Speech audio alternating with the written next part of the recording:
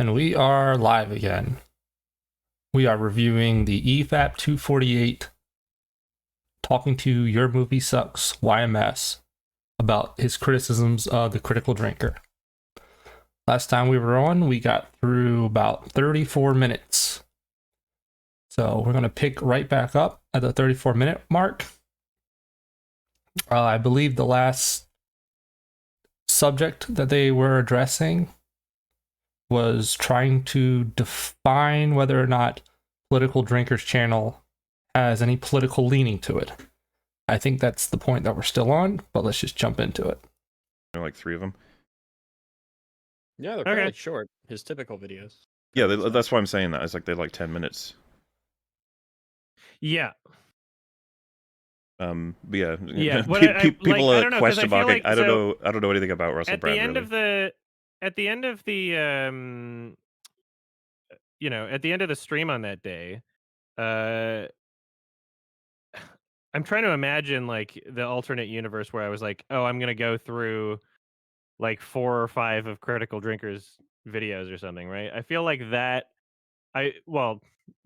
maybe it would be this way, maybe it wouldn't be, but like my feelings about it is like I feel like that would appear as more of like a kind of a deliberate like searching for a particular outcome sort of thing, whereas like my understanding of like just a full interview, even if it is with Russell Brand, like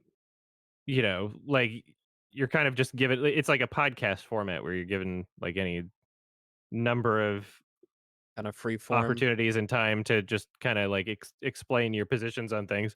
And based on what he explained in this interview, and I guess we'll just keep playing the video, but like based on what he explained in this video, it's like, I don't know.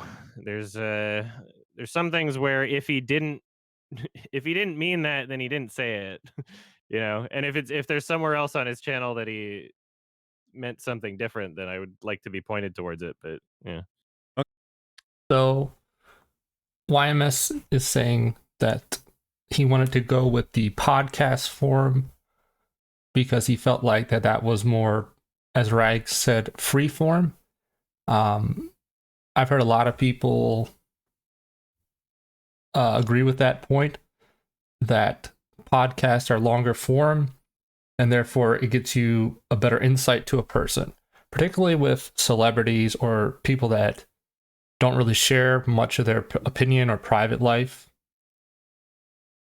They're having them on a long podcast like Joe Rogan or something can be a way to get better insight to see how they act in a normal conversation.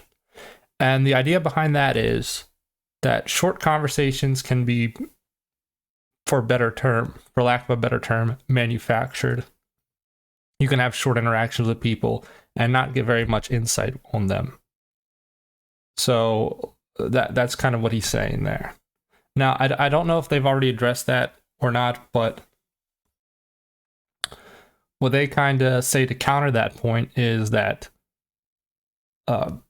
Russell Brand isn't necessarily the best interviewer, and that it's almost isn't really a podcast and more of just kind of a long form interview where he has a series of questions written out and he has a very specific kind of direction where he wants the conversation to go.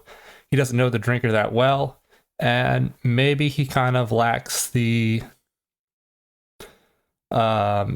interest or ability to properly have a engaging conversation with the critical drinker and to actually get his views on things. So maybe he's just asking a set of pre-written questions and just looking for responses to those questions versus actually kind of getting to know the critical drinker. Mahler even says that if it was a conversation between him and the critical drinker, or a podcast with him and the critical drinker about the critical drinker, that might be valuable because Mahler, knowing him for a long time, would actually be invested into getting him to dive deep into the critical drinker and figure out just having a genuine interest in him and sharing a passion with him. So that's one of the things that Joe Rogan one of the reasons why Joe Rogan is so popular is because he's such a genuinely curious person, and he has this ability to have guests on and get them to open up and make them feel comfortable. And not every podcast host has that ability. It's gotten to the point almost where you feel like there's a lot of podcasts out there, and the host are it almost seems corporate, it almost seems manufactured, and you can't really blame them to a certain extent because it is almost like an assembly line with having the guest on, and then you sit there, you chit chat for a little bit. So a lot of the conversations come off as superficial, but there do tend to be, out of all those conversations, a lot of times there can be like really good podcasts or interviews, just they don't always go that way. And but to also kind of support the Efap counterpoint here of maybe the podcast with Russell Brand, I would even just call it an interview at this point, is not a great way to get to know the critical drinker's viewpoints. Is that critical drinker, he already has a ton of media out there kind of explaining his positions, and Mahler feels like it is a good representation of the critical drinker's viewpoints, and therefore that it would be okay to watch some of his videos to kind of get a feel for what he what he represents. And I don't see the issue with that at all. And it's kind of unfortunate that YMS decided to watch an interview with somebody who he already doesn't like, being Russell Brand. And so that can't leave a good impression on him, regardless of whether he's going in there open-minded. He already doesn't like the interviewer. So he's not going to necessarily be looking at this in a positive way. But let's continue. Okay. We'll get to it when we get there. It's just, yeah, Sure. all I'm saying is that Russell Brand's not, no offense to him, again, don't know much about him. I don't think he's listening that hard. He's like, it's a guest. I asked to ask them sort of basic questions, as well as stuff that relates to Russell's interest in him to some extent. But I think you even notice, like, there's some answers Drinker gives that you could easily ask him more, but Russell Brand just moves on. Because he's an interviewer, he's just like, all right, time to do this, time to this. Even to the extent I'm not sure he notices whether or not his question was fully answered sometimes, because it's just presented as you speak now. There's at least one question where he asked him again, like later in the interview, right? Yeah. No, that's the thing. I do think he kind of just provided the same answer too. He not only pays somewhat attention, but he also seems to actually have some level of investment in Drinker's channel. I'm not sure exactly what it is. It's just that there's a dynamic happening, and they got to keep things moving. That's all I'm saying. Yeah, and we can go more into detail when that happens. The whole question that he asked twice and that doesn't get answered. They each have their own interpretation of that, and they make a good case for both sides, I think. So when they get to that point in the video, they'll address it. But I guess YMS is just bringing it up now to kind of support his viewpoint that I don't know, maybe the critical drinker isn't answering the questions he's being asked anyway. I'm not really sure, but when we get to that point, I guess we'll just dive into it a little more. Okay. He's got almost 2 million subs. Like, the guy's doing fucking great. And most of what he's talking about is essentially just like Hollywood's woke, right? And so is it not strange that you said that while also conceding you haven't really seen any of his videos other than maybe, did you say like 3 or 4? From the sample size that I have checked. And when I say that I have checked out, like, I don't mean like, oh, I clicked on a video that in a thread of people dunking on him or something. Like, I've clicked on some of his videos out of curiosity. I've went to his channel and clicked on some random ones, and maybe not finished every one of them because it's not really my thing. But perhaps we find some disagreement with me using the term woke. But I think that I don't know if we're going to disagree that much that we're kind of talking about the same thing, right? Like, he has an entire.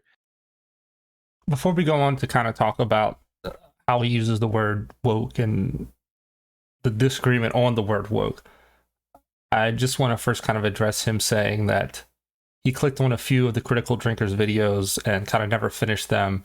And that's kind of the basis of him making that statement in the video of saying, I guess he's kind of an anti-woke content creator. So I think they kind of all universally agree, even YMS agrees that he didn't really have a great understanding of who the Critical Drinker is. Throughout the video, he kind of admits just saying that he didn't watch a lot of his content, and this is kind of his only real interaction with the Critical Drinker, other than like hearing stuff from his fans and then I guess clicking on a few videos and not finishing it. So based on that, it is kind of interesting because YMS will constantly through this video kind of just say, respond with, knowing nothing about the Critical Drinker, this was my response. And anybody who doesn't know much about him watching the video could have the same reaction. Whereas the Efap guys are more interested in kind of just explaining that that interpretation, a negative interpretation, is probably not the best interpretation from the video. So they do get kind of hung up on that for a little bit.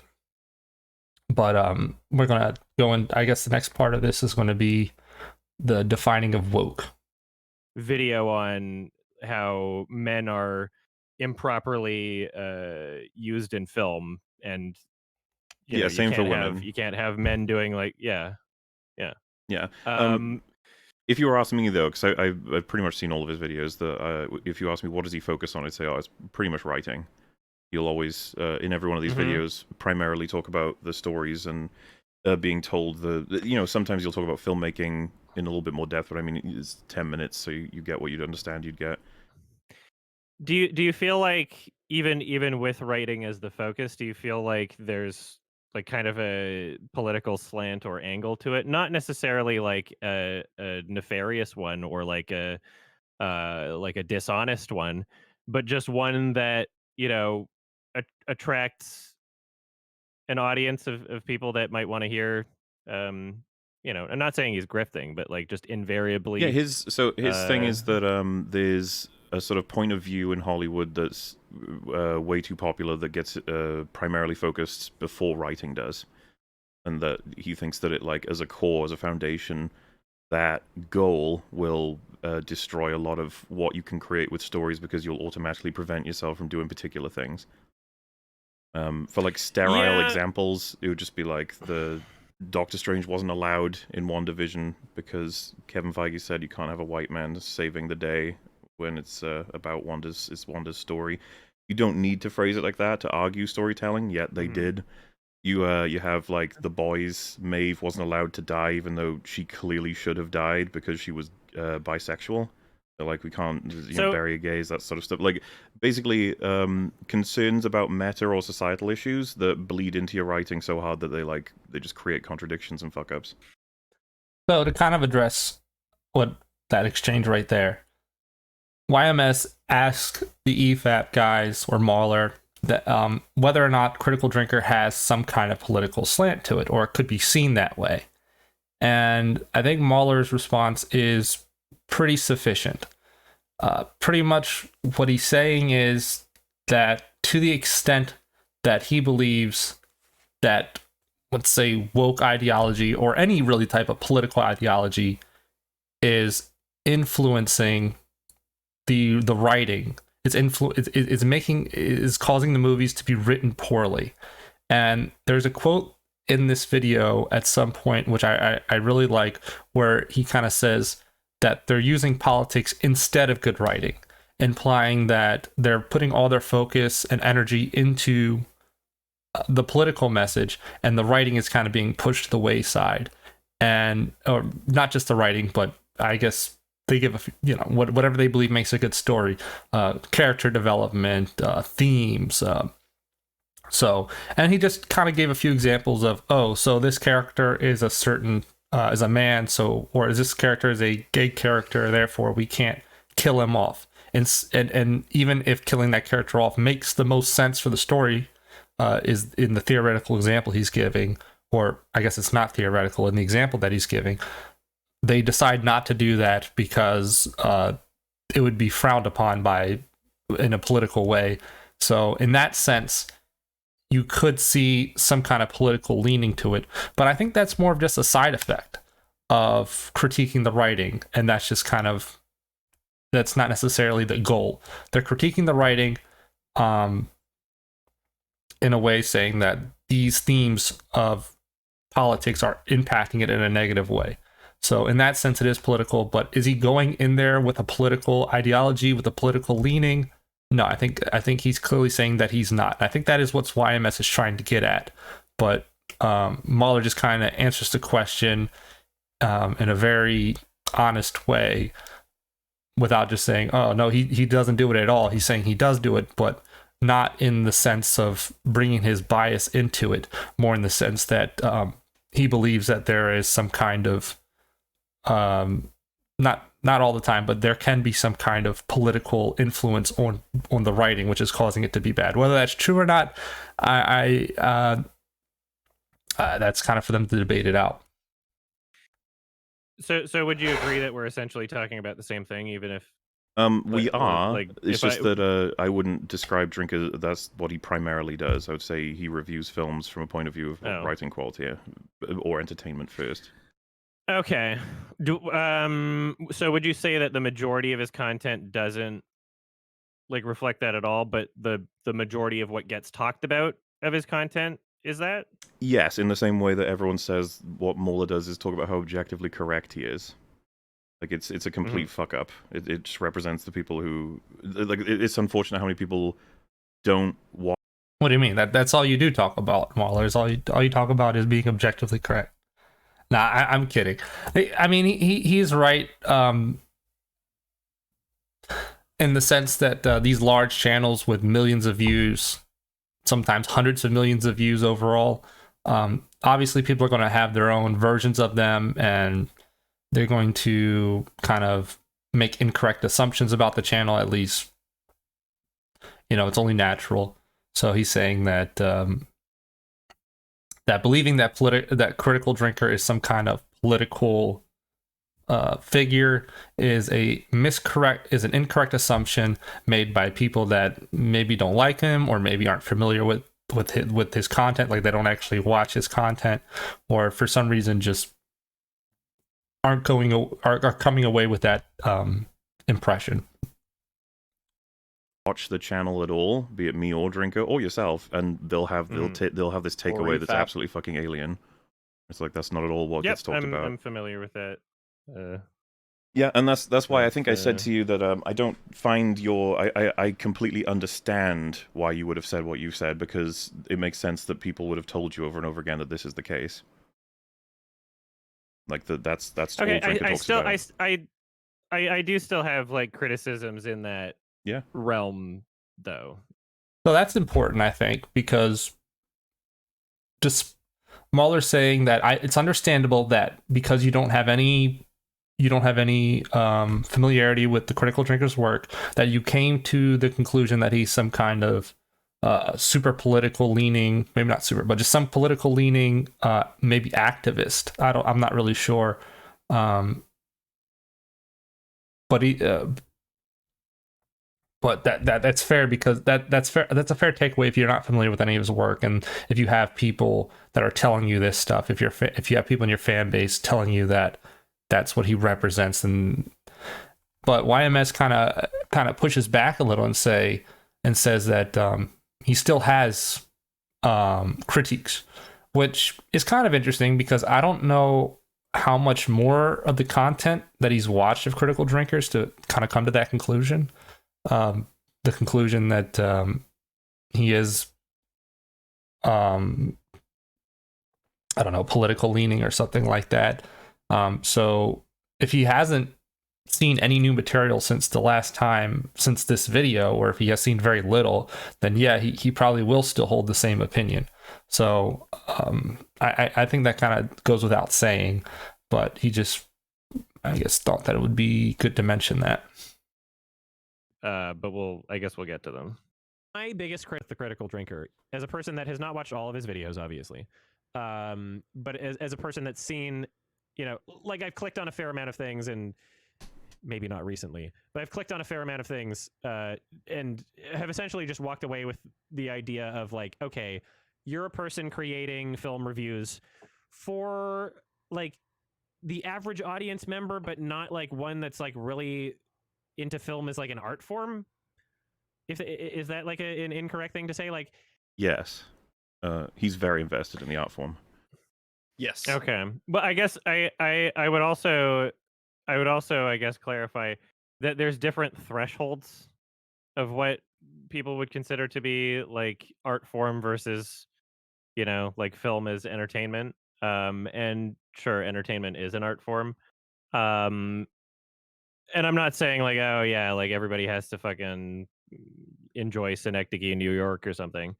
But you know, I got like a good amount of comments from people that watch both of our channels, mine and Drinkers, that, you know, are fans of the both of us, agreeing with that sentiment, at least, that like, I don't want to spend too much time on this because it does sound like he's kind of going the direction of what is considered art, which is very, you know, open-ended and opinionated. But what he is saying, or what he's alluding to, is that he watches a lot more movies that are, I guess, independent, smaller type movies, which he considers more artistic than just the mainstream movies. So the Efap guys are going to defend Drinker, they're going to, and you know, say that he is very much invested in the art. They have good reason to say that. I mean, the Critical Drinker he has written his own series. I haven't read it personally, but it's successful enough that he's actually making a movie for it. So he's an independent, he's a small writer and movie creator. So I don't know what that's worth. You know, I don't know, like, if I watch like 300 independent movies, is that this equivalent of creating my own independent movie? You know, like, I'm not really sure how to compare those, but I think it's very clear that he cares about the art form. And I'm just assuming, because if I'm basing that on, if his book series is successful enough to make a movie, then I guess it requires some kind of skill. But, you know, I haven't read it. It could be a trash book series. You know, no offense to the Critical Drinker. I mean, maybe it's garbage, but I find that hard to believe. So my channel is more focused on like art house films, or like film as an art form, and exploring that. Whereas the Drinkers channel, although, you know, talking about writing is a part of the art form, it is for a much more broad audience of average film goers. And I don't see the issue with that either. Like, he reviews a lot of popular movies, way more popular movies than YMS does. So it's obviously going to appeal to a very broad audience. I don't see any issue with disagreeing with that. Doesn't mean he doesn't care about the writing. I wouldn't conflate those two things. I wouldn't say because he's appealing to a broad audience means he doesn't care about the writing, or I guess you would call it the art of making those movies. So I think he does at some point conflate the two things. But it's very clear that YMS reviews more independent films, cares more about independent films. Maybe not cares, maybe that's not a good word, but he makes content on independent films. Maybe Drinker watches a ton of independent films and he just doesn't make as many reviews on it. So maybe that's just kind of what YMS is using as a measure of caring about art or writing. So but I don't necessarily, and again, he's speaking from a place of not actually having seen a lot of Critical Drinkers videos. So it's kind of a weird statement to make if you haven't seen it, to base it on the fact that he just covers a lot of mainstream movies. I mean, there's a lot of people that cover a lot of mainstream movies and are garbage channels. So maybe that's kind of what he's implying, you know, that most people that cover mainstream movies are bad channels. I'm not really sure. Not saying that as an insult, I guess, but that helps to describe the amount of people connecting with it too. Out of Yeah, and curiosity, that would would you be say that most other channels. would you say that we do or do not care about the art form as opposed to the entertainment? I don't. I didn't make that claim. I don't think I'm asking that you. that's the case. I don't believe so. You don't believe? Wait, Like, sorry. I mean, no. I mean, I don't believe that you don't care about film as an art form. To clarify, what I'm asking is, you seem to have concluded that he doesn't care for the art form versus the entertainment factor. Would you say the same of our channel? This is a fun little exchange. I almost feel like YMS thought that Mahler was offended with that question because it was so direct. Do you think we don't care about the art form? Almost kind of like a Mahler feels attacked, and you can see YMS kind of pauses there and it's just like, oh, I wasn't making that claim. But just as a listener, I didn't get that. I kind of, you kind of get used to Mahler, and I feel like people that are super familiar with Mahler only read that in one way, that he's using that to kind of set up his next point. He didn't take anything personally or anything like that. He's just asking, he's going to use it as a comparison. But I just thought it was funny that the way it came off, I think might have was a little too direct, like almost like they were insulted. Mahler was insulted by it, but not the case. I think that is rephrasing of what I said. I don't think I said that he doesn't care. We can go. Let's go. If you want to rewind, we can. I said doesn't care compared to the entertainment factor. No, well, care is a very strong word because that implies a level of intent. Okay. Whereas I didn't attribute that. So I just think that invariably, like someone's tastes, right? A lot of people don't want to watch a lot of the movies that I'm interested in, right? Uh-huh. And Critical Drinker does have a mass appeal by, a lot of what he focuses on is like owned by Disney, right? And that's not to say, oh, he doesn't care at all about film as an art form. I'm just saying, like, no, just less about. He doesn't care at all. No, he just cares less. I'm just saying that's maybe what he's implying. Comparatively towards, a lot of other. Well, you not a might be lot of right. other channels, but I might have misunderstood what you said. If you we'll play one more time just to be sure. It's member, but not like one that's like really into film as like an art form. For people who are not into film as an art form. Well, into can describe like a pretty big range, So like into comparatively. So to better understand, like if I'm your point comparing of view, it to like my channel. Okay, but does that mean then you would say like Efap and Mola are not really into movies as an art form or film? I wouldn't say not really into. I would say like from my limited perspective of like the types of movies being covered across everyone's channels, I would say that there is more of an entertainment value focus on channels that primarily the more of a slice of a pie that a channel makes up of focusing on like Disney movies and like just in your face, like this is what's advertised to you, so everybody's already kind of having discussion on it.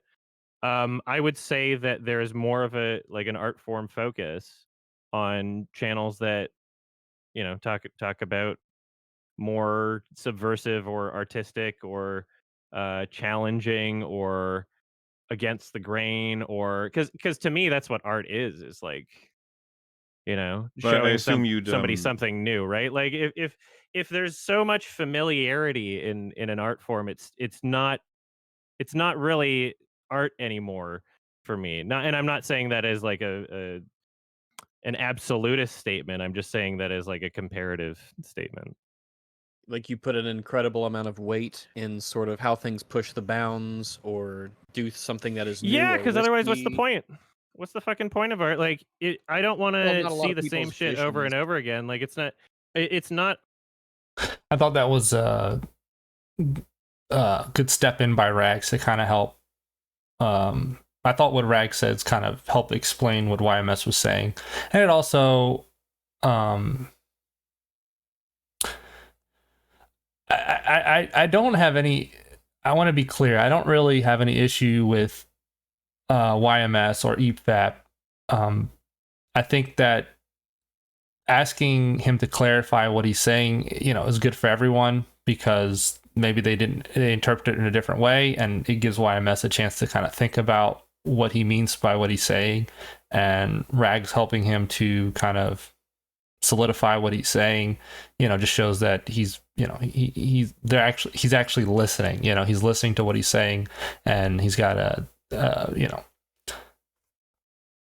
art if you're just consuming the same thing over and over again, right? So this is like kind of partially like a philosophical kind of conversation, right? But Well, I I saw don't know. like I a- feel like here's there's a question. Do you believe that like basically all movies are art and that they vary in terms of being I mean- good or bad, or well not? here I could before they go too deep into this what is art type debate, which I'm not really gonna like. It's such a, they could spend the entire podcast talking about that, but they do move on from it at some point.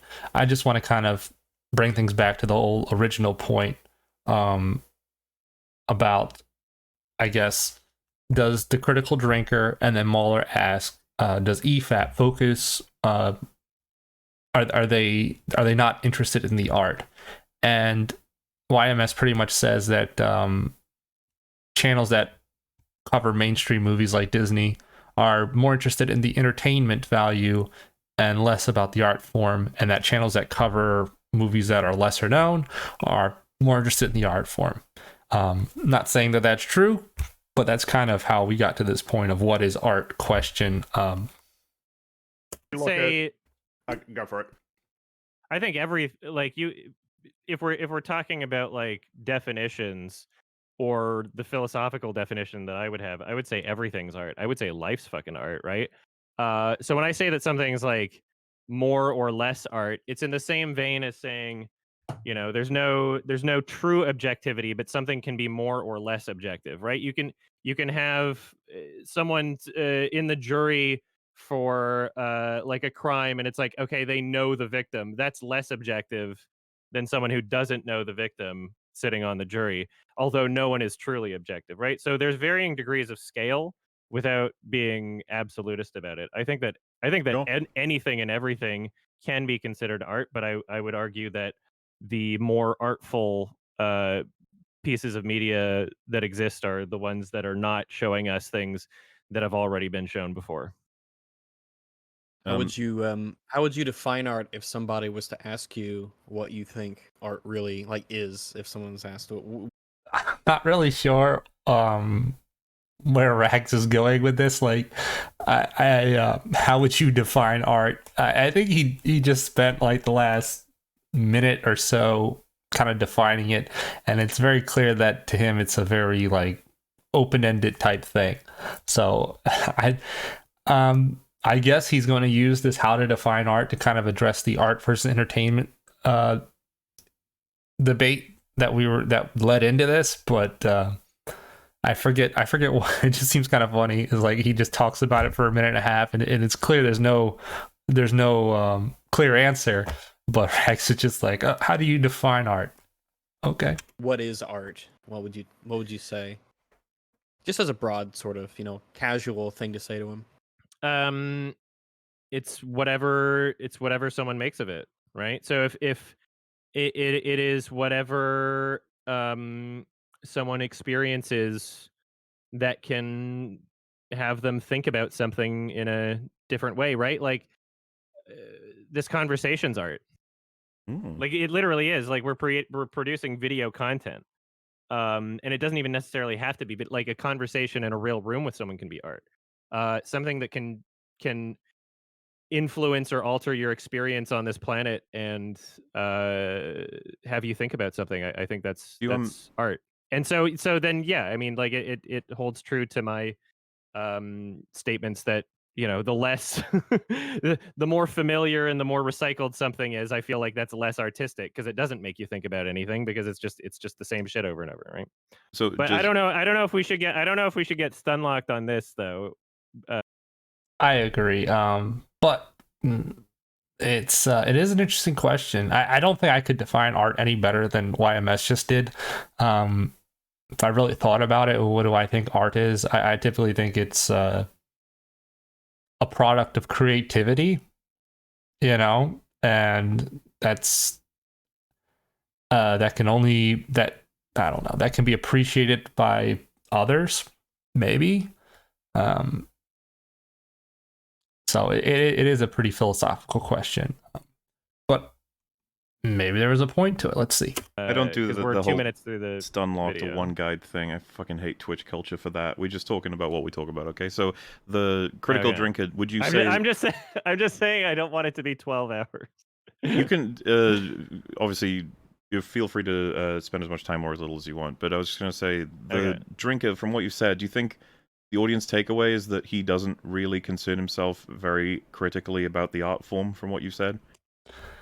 Efap notorious for having 11 12-hour streams, so YMS saying he doesn't want it to be 11 12 hours is I think he's talking to the wrong guys. They're very much willing to spend as much time as they feel is necessary on any given subject. I would argue sometimes they spend too much time on certain subjects, so I do think YMS does have a point of saying let's move along, because these guys will spend a long time on a subject. They would have probably argue justified that it would be justified, but as a listener, sometimes I don't always agree.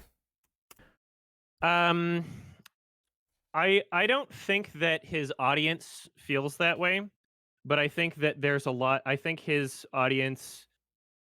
a higher percentage of people in his audience that don't care about film as an art form in the way that I would, Yeah. compared to my audience, which is, I think, a very fair thing to say. His audience views art differently than Drinker's audience. Again, a very open-ended statement.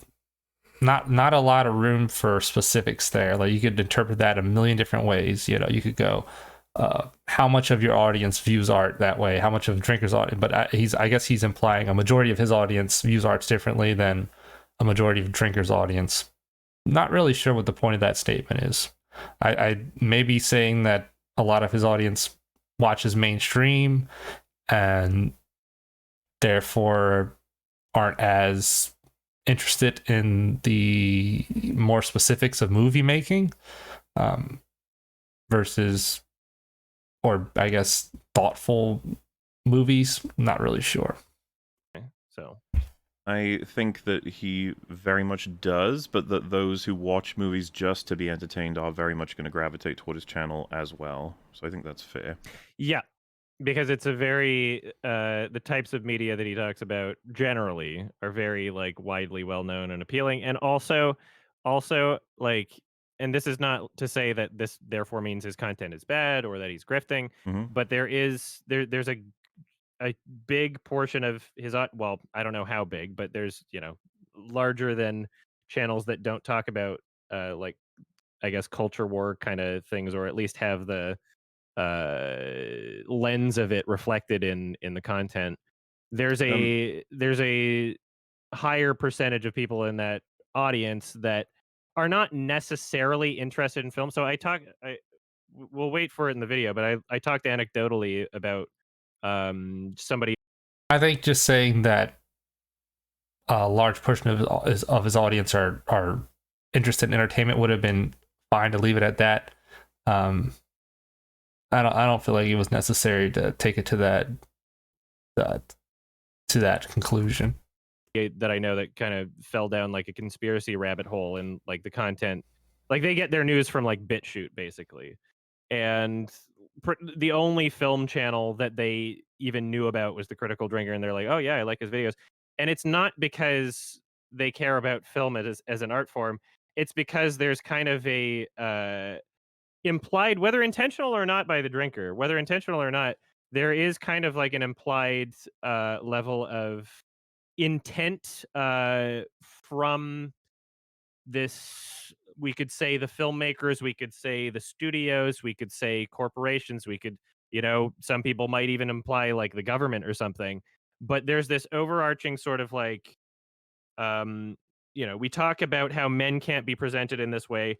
There are people that watch his channel. I'm assuming this, but I don't think that it's an unfair assumption.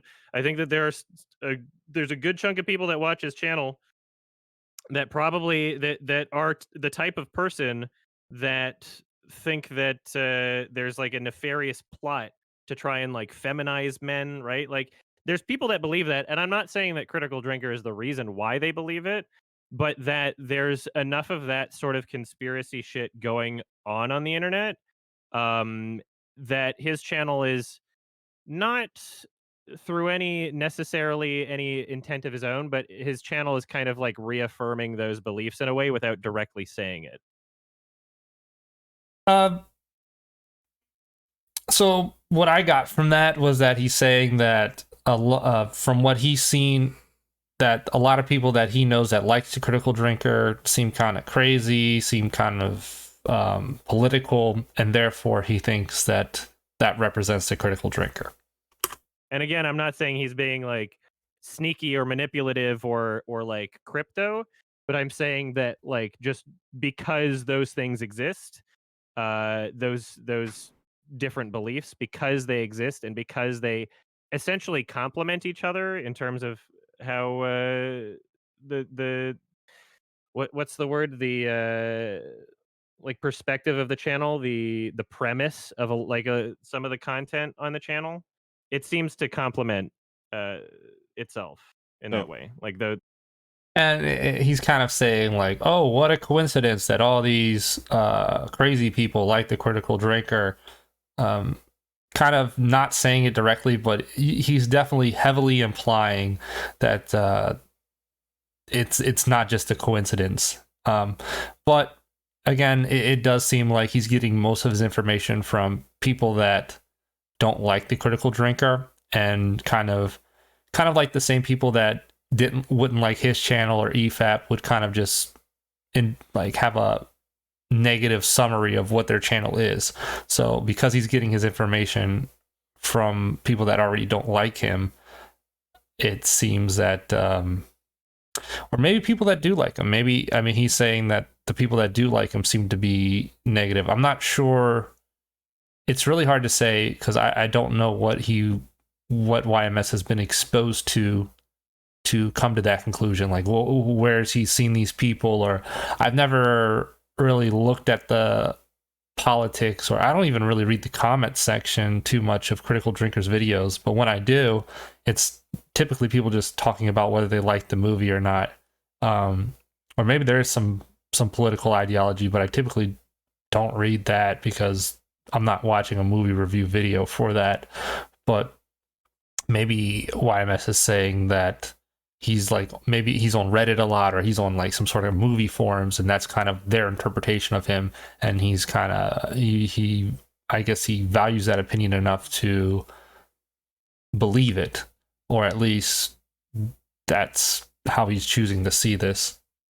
Those two types of demographics, I mean. To draw us back, though, because what you've said now about the context of what you're talking about here sounds way more reasonable and accurate. The only other trouble... But at the same time, like, why go off of what other people are saying? Like, just watch his videos, before you want to... If you, in my opinion, if you care that much to like I say, post this live stream on your main channel as like kind of like your review of the Critical Drinker, I feel like it would be helpful to kind of just watch the guy's content before coming to any kind of conclusions. But he explained earlier that he thought that an interview was a long form interview or podcast would be more telling than the content, and I don't think that's always the case. I think there's a good case to be made that not especially if it's an interview with someone you already don't like, or somebody who's not particularly a good interview. I've never really seen Russell Brand interview anyone, and when he was on Joe Rogan, I thought he was like an okay guest. So it's maybe CMB. I don't know if he's done any other interviews, Critical Drinker, but maybe watch an interview with somebody that you like to kind of get the other side of it, to kind of get a better picture, kind of. I mean, you don't have to watch his videos. You could, like I said, just try to get both sides, I guess, before coming to a conclusion about somebody or publicly coming to a conclusion on somebody. I'd have now is that I assume you'd agree that this applies to 99.9% of YouTube film reviews channels. 99.9? Sure. What? Mm-hmm. Yeah. Like I'm talking about a very specific, like we're talking about like I'm not talking about people... the feminizing stuff. I'm talking all the way back about what you said, focusing audiences that are drawn in for entertainment. Oh, sure, yeah, yeah. There's people that watch my videos for the memes. Yeah, I'm not as much concerned about like, like we could. Jeremy fucking Johns talks about only popular movies. Like the premise of what I'm talking about. The only reason why the Critical Drinker is like a subject of conversation for me, and it makes it interesting, is not just like, oh, he covers popular movies most of the time and doesn't go to film festivals or whatever. That does kind of sound like what you're saying, but it's that through the lens of which him covering those films, it's not just, oh, there's people that are looking for entertainment. It's that there are people that have this very bizarre conspiracy theory of how the world works, and that there's someone trying to change culture in a way for nefarious reasons. And again, I'm not saying that Critical Drinker kind of address that point. I unless you're kind of elaborating what I was saying earlier as well, unless you're engaging with people on the other side, it's very easy to think that the internet is smaller than it actually is. Like, if you're interacting with what you think is a large amount of people, when you're talking about a channel with millions of views, it's like, just because you hear like 1,000 people or 2,000 people say something in your bubble of the internet doesn't mean that it's true. There could be more than that kind of believe something different. So I do think it's unfair to say, because like you're familiar with an isolated group of people that believe something negative about the Critical Drinker, that is the prevailing bias. It's very like, you're assuming that you're exposed to the majority of those people, and there's nothing wrong with coming to your own conclusion, but I just would say that it would probably be better to kind of at least see what the other side is, to see if there's a minority or maybe even the majority that present a different argument or have a different view of the thing that you're analyzing.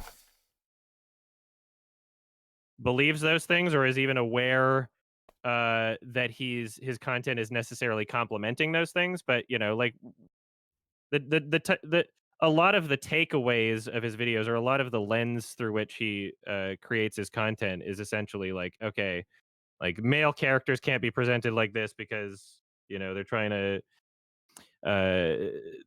to correct a perceived problem of how male characters have been represented. And since there's a lot of it that does talk about that, I feel like those types of people are getting what they want out of his content. And again, it doesn't mean that he's doing anything like dishonest. That doesn't mean that he's I'm not intentionally like trying to play towards them. I'm But, just trying to stay squarely within the context of introducing the channel as a channel for people who aren't really into the art form, more so into the entertainment. And that if that's true with what Yeah. you've said, I just want to clarify that is the vast, overwhelming majority of channels on YouTube, arguably including my own. If we were to simplify it without the context of that other conspiracy stuff that I'm talking about, then yes. Okay. But don't even- as the video as the Yeah, we highlights video can goes tackle on, it all one. Yeah, a lot of these channels, it's good to be entertaining. So focusing on entertainment, I don't think is necessarily a negative thing. But if the entertainment comes at the expense of making good videos, then hopefully it's entertaining because it is a good video and maybe other factors. So good on Mahler for bringing it back to the original question, because it seems like it was going down a different thing. It's kind of getting lost in the conversation, and yeah. I do clarify and talk about it more. Is that like an incorrect thing to say? Like, I know people personally that don't know anything about movies, but they know who the Can I Critical pee Drinker now is. while the video is just me saying Yeah, what yeah. I just said? Okay, I'll be right back. You yeah, can keep sure. playing. I'll be And right like back. everything, like there's people. So one of my friends has a sibling who has fallen down kind of like a conspiracy rabbit hole and gets their news from like BitChute. Oh my you gosh, know? it's like an echo. and are like concerned about like how George Soros is going to make people eat bugs or something. And like I talked to her and her Say what you want about YMS, but yeah, he literally just said that. So I mean, at least he's consistent with his viewpoints. boyfriend trying to like have like a common because like, you know, I'm not going to confront people directly about these sorts of things. Like, I'm more interested in like And I only bring that up because it's clear that this is what he actually thinks. He's not just kind of flip-flopping his mind. And again, I genuinely believe that he's going into this for healthy conversation. Like, I don't know why else you would come onto a podcast where you have three other guys kind of analyzing what you're saying, and that are obviously friendly with the person that you're critiquing, unless you are interested in kind of just getting whatever questions that you had answered. So he's very much so, much respect for even coming on here and doing that when he doesn't even have to do that. learning who they are and understanding them, and like even if they're like they have wildly different beliefs and are insane, you know, I tried to relate to him and just, you know, her boyfriend, and just being like, you know, what sort of things do you watch on YouTube? Do you know, like film stuff? And he's like, oh, I watch The Critical Drinker, and that will always leave an impression on me. The fact that like this guy who Well, I'm not sure. Well, I don't know how much we should say while he's gone, but because the Critical Drinker has such broad appeal, many people will be in that, you know, in that group of all kinds of walks of life and of interest. Like my dad watches Critical Drinker. And we all know Rag's dad is a complete degenerate.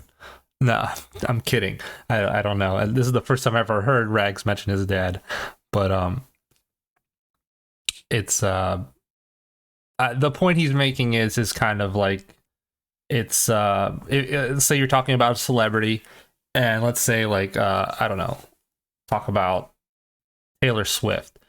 At least one of Taylor Swift's fans have probably murdered somebody or has probably committed some kind of crime. Does that mean all Taylor Swift fans commit crime? It's kind of saying like, just because you know one person that's a bad person that likes a very famous person means that that famous person is a bad influence. Now, I think the counter to this, as YMS will probably respond to, I'm not really sure. I forget what his response is in the moment. But I don't think it's just this one guy. I don't feel like a lot of people that like Critical Drinker are like crazy conspiracy theorists, from what I've seen, at least from, like I said, the comments or whenever he's on a podcast. The people that he associates with, at least, don't come off that way.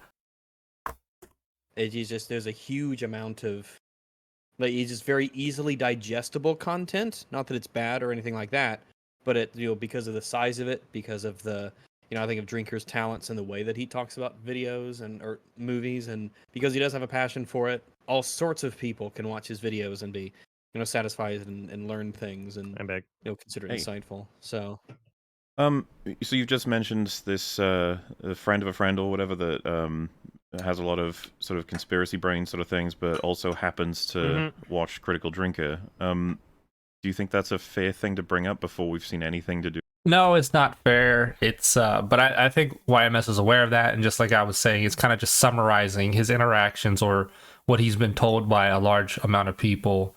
So I hopefully they don't get hung up on this too much.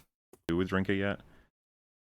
Um, I mean, if I was trying to present it as anything other than just an anecdotal experience, but I didn't. I made it pretty clear, and I even used the word anecdotal, and I mean, it's more about going Well, you through the did say video it and stuck with you, seeing. right? Sorry. You did say that it stuck with you. That Yeah, those because that's a that's very bizarre thing to hear from Well, someone. but And did you I ask was like, Is it? they what didn't other even know about YouTubers your they channel. watch? I asked, I thought that they would have known about your shit because you're like associated with But them like, too. if he did, They didn't even know about your. What he means is I'll go ahead and put words in his mouth. My psycho conspiracy theorist person I know wasn't into your channel. No, I'm joking. I don't think that's what he meant. I'm just messing around. Stuff. if he did, I doubt you'd say at the beginning of checking out my channel, like, by the way, there's a friend of a friend who knows about conspiracy shit that watches Bowler. It's like, okay. Well, no, but I mean, because if he did, it would be through Critical Drinker. Maybe. But I guess you're saying hypothetically, if he brought you up, I mean, like that would give me something to think about. I'm not sure I would come away with the same like. I'm not going to say conclusion because I didn't really make a conclusion. Yeah, so he's just saying, like I was explaining before, in addition to all the information he's been told by the wherever he's getting his information on Critical Drinker, in addition to that, plus that antidote, kind of helped him form his opinion. Conclusion, but same preconceived notions. But I guess I'm trying to. Could you see someone reviewing your channel and just starting up the review with like, I know someone who's essentially kind of crazy who watches YMS, and that's always stuck with me? Well, I mean, if my content was frequently criticized for being like really culture war-y kind of sort of thing, like whether or not we're going to say like Critical Drinkers content is that, like it aligns with like a larger public perception, right? So that's why it's relevant for me to bring up. If is the thing, if the content in Critical Drinkers videos was just one-to-one with everything that friend believed, and then you showed that, that would be, you'd nail it. Obviously the problem is that there are things people say about all of us here, and if you open your video with that, or an anecdotal experience that matches that... Yeah. I don't think the Efap guys need to spend that much time on this. I think it's very clear that he already has these preconceived notions, and that antidote just confirmed those notions. I mean, it by itself, yes, I think it's dumb to say, but in the context of knowing how he already feels and that he's already explained that he's had interactions, and those interactions have led him to believe this, I don't think it's necessary to kind of, and this is what I mean. Sometimes the EFAP guys tend to beat a dead horse. Like it doesn't seem very fair, but at the same time, it's not unreasonable to understand why he said it and why he thinks that way. I believe.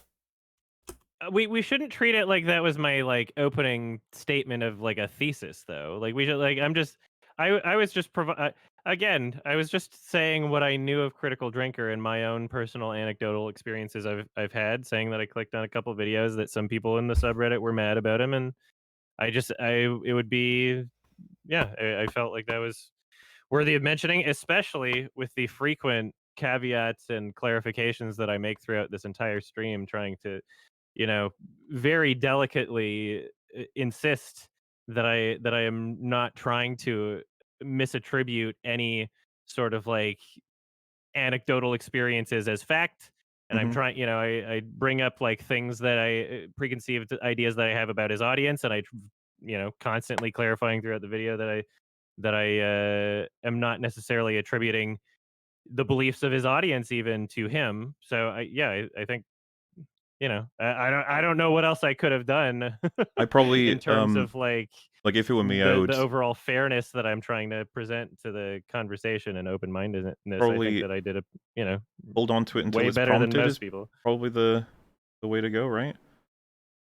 Because the bigger problem as What? well is that your audience, as you've already mentioned, is quite ready to believe a lot about Drinker and what he's up to. And Not just his audience, he's ready to believe it. So again, I don't feel like really needs a lot of pushback here. This is more, I think, just preference on how they do content. If YMS was going into this unbiased and very clear that he's trying to form an opinion on the critical drinker, then I think what Mueller says makes sense. Maybe that's the miscommunication here. But because it's very clear that he is biased, and he's been very clear that he's biased, and he's heard bad things from his community, and he's going in here, he's going into this reaction video with that in the back of his mind, that he's going to think that way. So maybe Mueller's kind of giving him pushback because he thinks that you shouldn't, if you're trying to get a good interpretation of somebody for the first time, that you shouldn't do that. But unfortunately that's just reality, and people are going to do that. Or maybe he's just trying to be right. I don't know. I'm just joking around.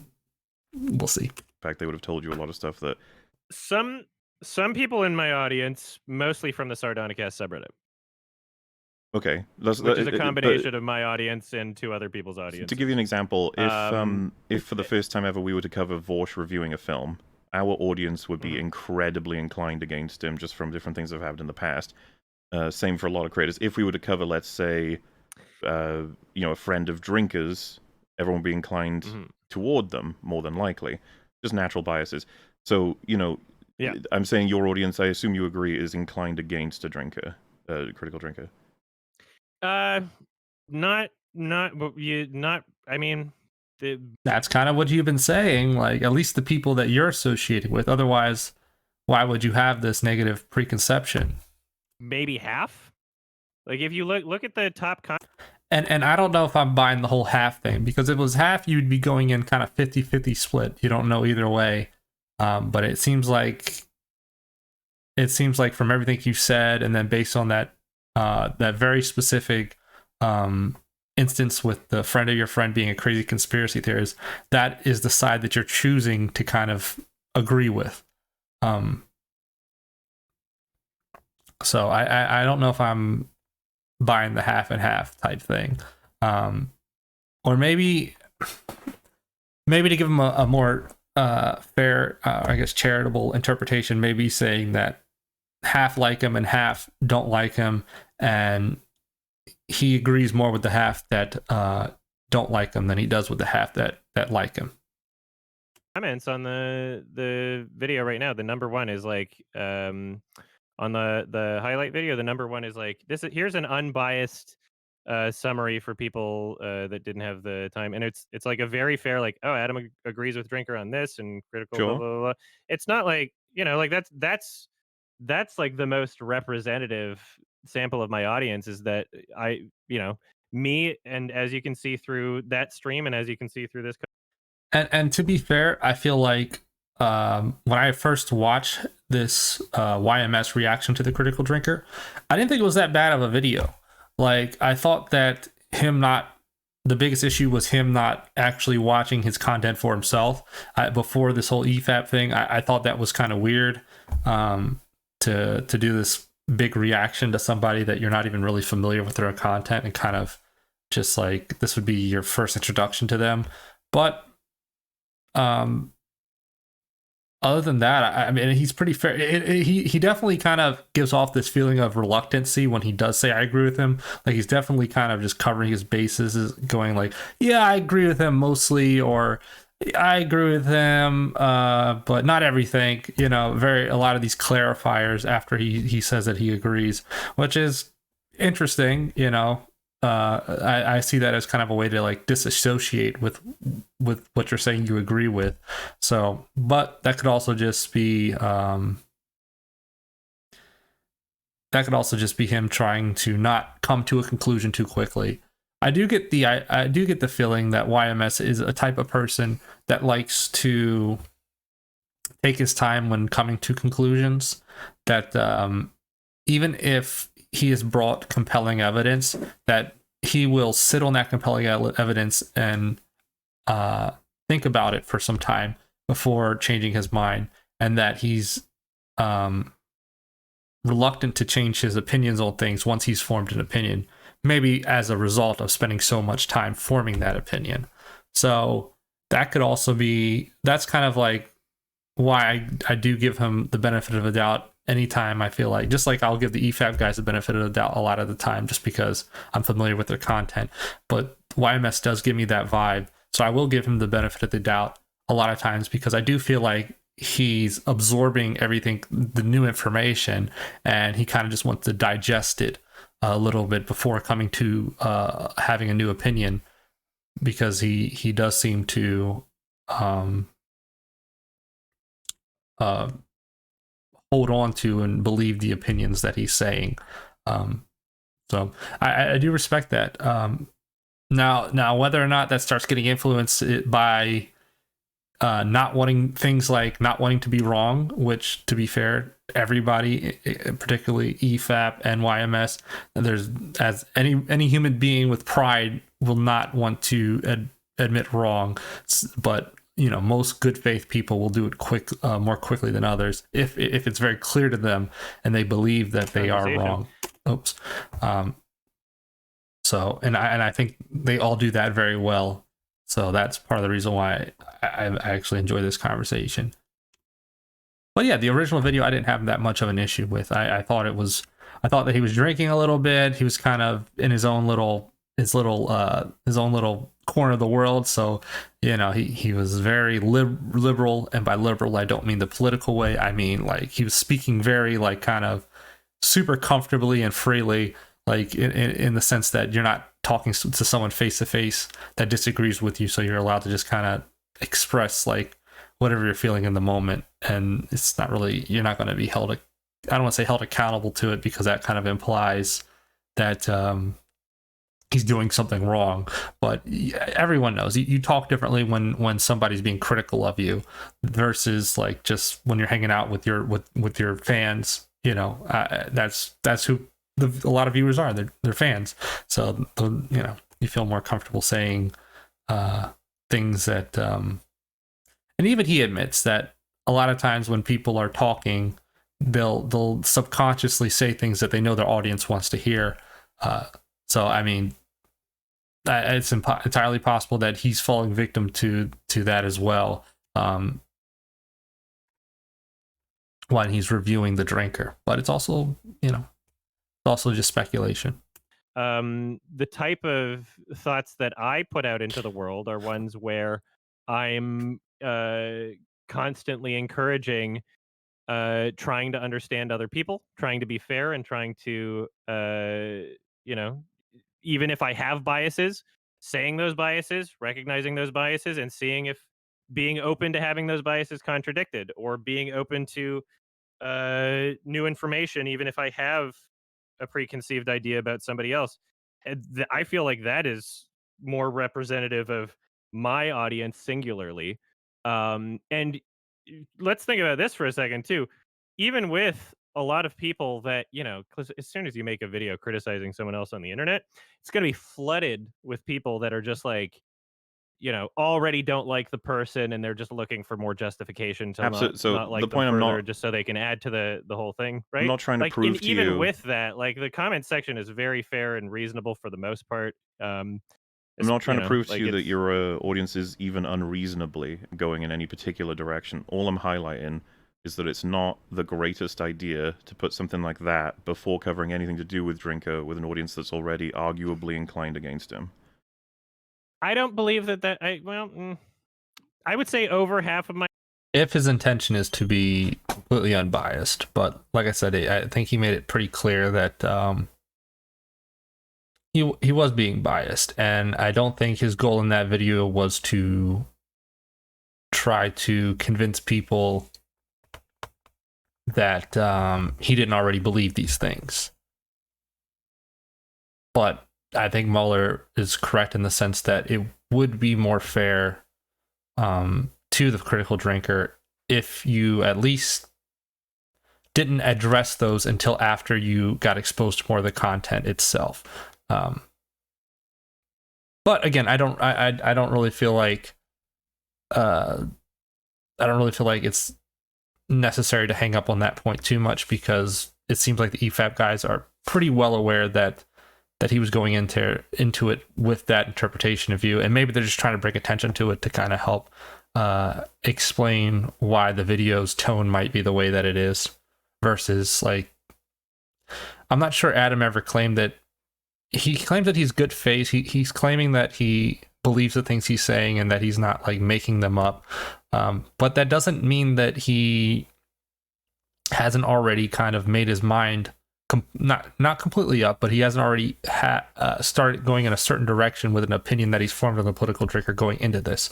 So he is open. It does seem like it's a continued conversation within himself to kind of figure out how he feels about the drinker, but it's not. It's definitely a conversation going in a very specific direction of not liking him. It seems like, and I think he's straightforward about that. I don't think he's hiding it or anything like that. And I think the EFAP guys take issue with that, but unfortunately, that's just the reality of what this video is. It's if he was trying to be impartial going into it, he definitely didn't do a good job of that, I think, is what they're pointing out. But I don't think he said that he was. I think he's saying that this was how he felt about it going into it, and this is what he came away with, which I believe. My audience is probably not like even Critical neutral. Drinker fans, I but would like, say there's it's not a there's good huge idea. chunk but okay. I mean, I would want to do the same. We'll agree to disagree. I'd want to do the same for you and for anyone else. If I was like, we're going to cover some rags videos today, and then I like just reference how someone crazy likes rags. That's assuming that you're friendly with that person, or like I said, your intention going into that is to be impartial. If it's not, if you don't feel like you owe that person anything, you're more than welcome to say, from what I've heard, this person isn't a good person, and I know some people that don't like him. So it just seems unnecessary. Yeah, that'd be weird. Yeah, but I mean, like, it's reflective of my it's me being honest about my bias, right? It's me giving more information and context about my frame of mind going into it, so that if I say something potentially unfair, or if I have a direction that my mind is going, that it could be influenced by something like an anecdotal experience that I had with someone. And the reason why I believe him is because, again, he came on EFAP, and he is open to being questioned about this. Part of him, I'm assuming part of him came on here because he felt like it would be fair. It felt like that people that know him might give him a different viewpoint. So I that's why I kind of tend to believe him, because why else would he do it? And I want that information to be out there, so that if, let's say, something happens in my brain where I'm being led by that belief in a certain way, or led by, like, if I wouldn't want to start the video being like, I have no thoughts about Critical Drinker, I haven't heard anything about them. Like, I wouldn't want to like pretend like I'm a completely neutral subject. I think that it makes more sense and it's more fair to share my biases before starting a video. So is it not possible to simply say, I've heard a lot of negative things about the channel and what it gets up to, what it argues, and so today we're going to check out something he says, see what happens? Well, that's what he said. I don't see how that's any different from what he said. Well, I mean, based on your issues with what I'm saying, I don't know how it's any better to just be vague about it. Like, because if your issue is that I said something negative before I started the stream, I don't know how it's better to be vague. If you talk about someone who believes in like crazy shit and then says that they're a fan of Drinker, the connection is that Drinker supports the crazy shit. I could understand why people listening to EFAP might tune out here, because this does seem kind of like they're going in circles, and but I promise the conversation moves on and it does get better. But this could have led, negative or whatever, but this is very early on, and they do eventually move past this. So No, because I made very clear to make clarifications in my stream that that's not what I was saying. So you brought it up just as a random connect. It has nothing. That isn't the connection you're trying to draw. I didn't say random. I explained 2 sentences ago why I brought it up. It's for he did explain it, and you can tell YMS is getting a little annoyed here, and maybe Efap's annoyed too. But they do a better job at hiding it, and I don't know. You do get these very human moments from YMS where he's getting annoyed and he's starting to kind of let it. He kind of let it shows a little bit better. Whereas when Mahler gets annoyed, it's hard to tell if he's just like because he just keeps kind of like attacking a subject, and I don't know if he's annoyed or if he's just kind of like trying to get an answer to a question that he feel like hasn't been answered. But I think people do relate to both. I think a lot of people do relate to the I feel like I've answered this already kind of reaction. It's a very, like I said, a human kind of reaction. And then, not saying Mahler's inhuman, but it's human in a different way. And then kind of Mahler kind of like wanting the satisfaction of getting what he said kind of understood, which, you know, I don't necessarily think that it needs to be. And I kind of more side on YMS here. But like I said, they do move past it, so not the end of the world. context so that people have more information before going into it. But sorry, so you wanted to bring up that he is a person who believes in like crazy stuff and that he watches The Drinker, but that those two facts are not connected. You wanted No, that's my anecdotal experience. Is that there's people that exist in his audience, at least one, right?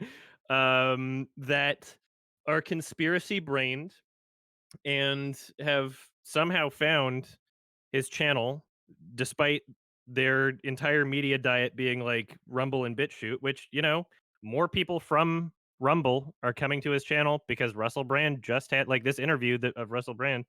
The full thing was on Rumble, so there's going to be even more of those types of people. Russell Brand is not a film channel, right? Like Russell Brand is a person that the entire reason why he's successful right now is because he was doing like a lot of like COVID conspiracy shit. And this is something that he knows. I think the majority of us that know of Russell Brand, not the majority of us, but the people that I've seen, or the way that I let me just speak for myself, the way that I'm familiar with Russell Brand is I know that he did some movies, particularly Give Him to the Greek. So he was like an A-list, or an A-list movie star because he was in a big Hollywood movie. And then he was on Joe Rogan, and people liked him in Joe Rogan. He seemed very, I mean, say what you want about him, but he does have a pretty good mastery of the language, whether you agree with his ideas or not. He's a good talker, you know. He uses big words, so he reads dictionary a lot, or he reads a lot, or maybe he just practices. So that impresses a lot of people, being able to speak well and have ideas. Now, whether you agree with those ideas or not, and I don't know anything about the whole like conspiracy theory thing. I mean, I'll believe YMS on this, that a lot of people, his podcast blew up because of that, because it does seem like he kind of leans into it. I mean, his logo is a COVID thing, so that tells you something. But I'm just happy to move past that the previous thing. So I'm fine with him kind of artfully trying to change the subject. I feel like that's feels like it's a good thing to do in this situation. You know, stuff that wasn't allowed on YouTube. And he kind of, Russell Brand in my opinion, very consciously plays into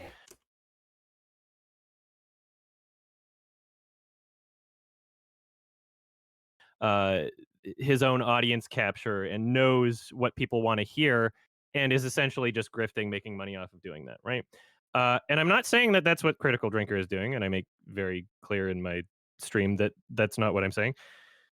So my bringing up the conspiracy person that I had a face-to-face conversation with in my life, my bringing up was just me being like, hey, but it is suspicious that that he's appearing on Russell Brand. I think that's what he's trying to say, is that Russell Brand, he does see Russell Brand as a hack and a grifter, and that it's suspicious that that Drinker's on his channel, guilty by association.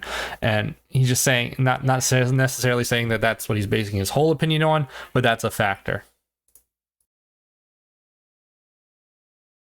Of Critical Drinker and his content and his audience, even though I haven't seen everything, is that there are some people, a somewhat sizable portion compared to other people's audiences, that are not necessarily listening to him for his perspective on film, but are using his channel as a way to justify their preconceived ideas about how there's some sort of conspiracy trying to control society, that they're trying to feminize men, that they're trying to prevent, make you eat the bugs, even though that one's a little bit further removed. But yeah, I mean, yeah, I don't, if you don't understand the, why Now, I would say something like that, like, I hope you.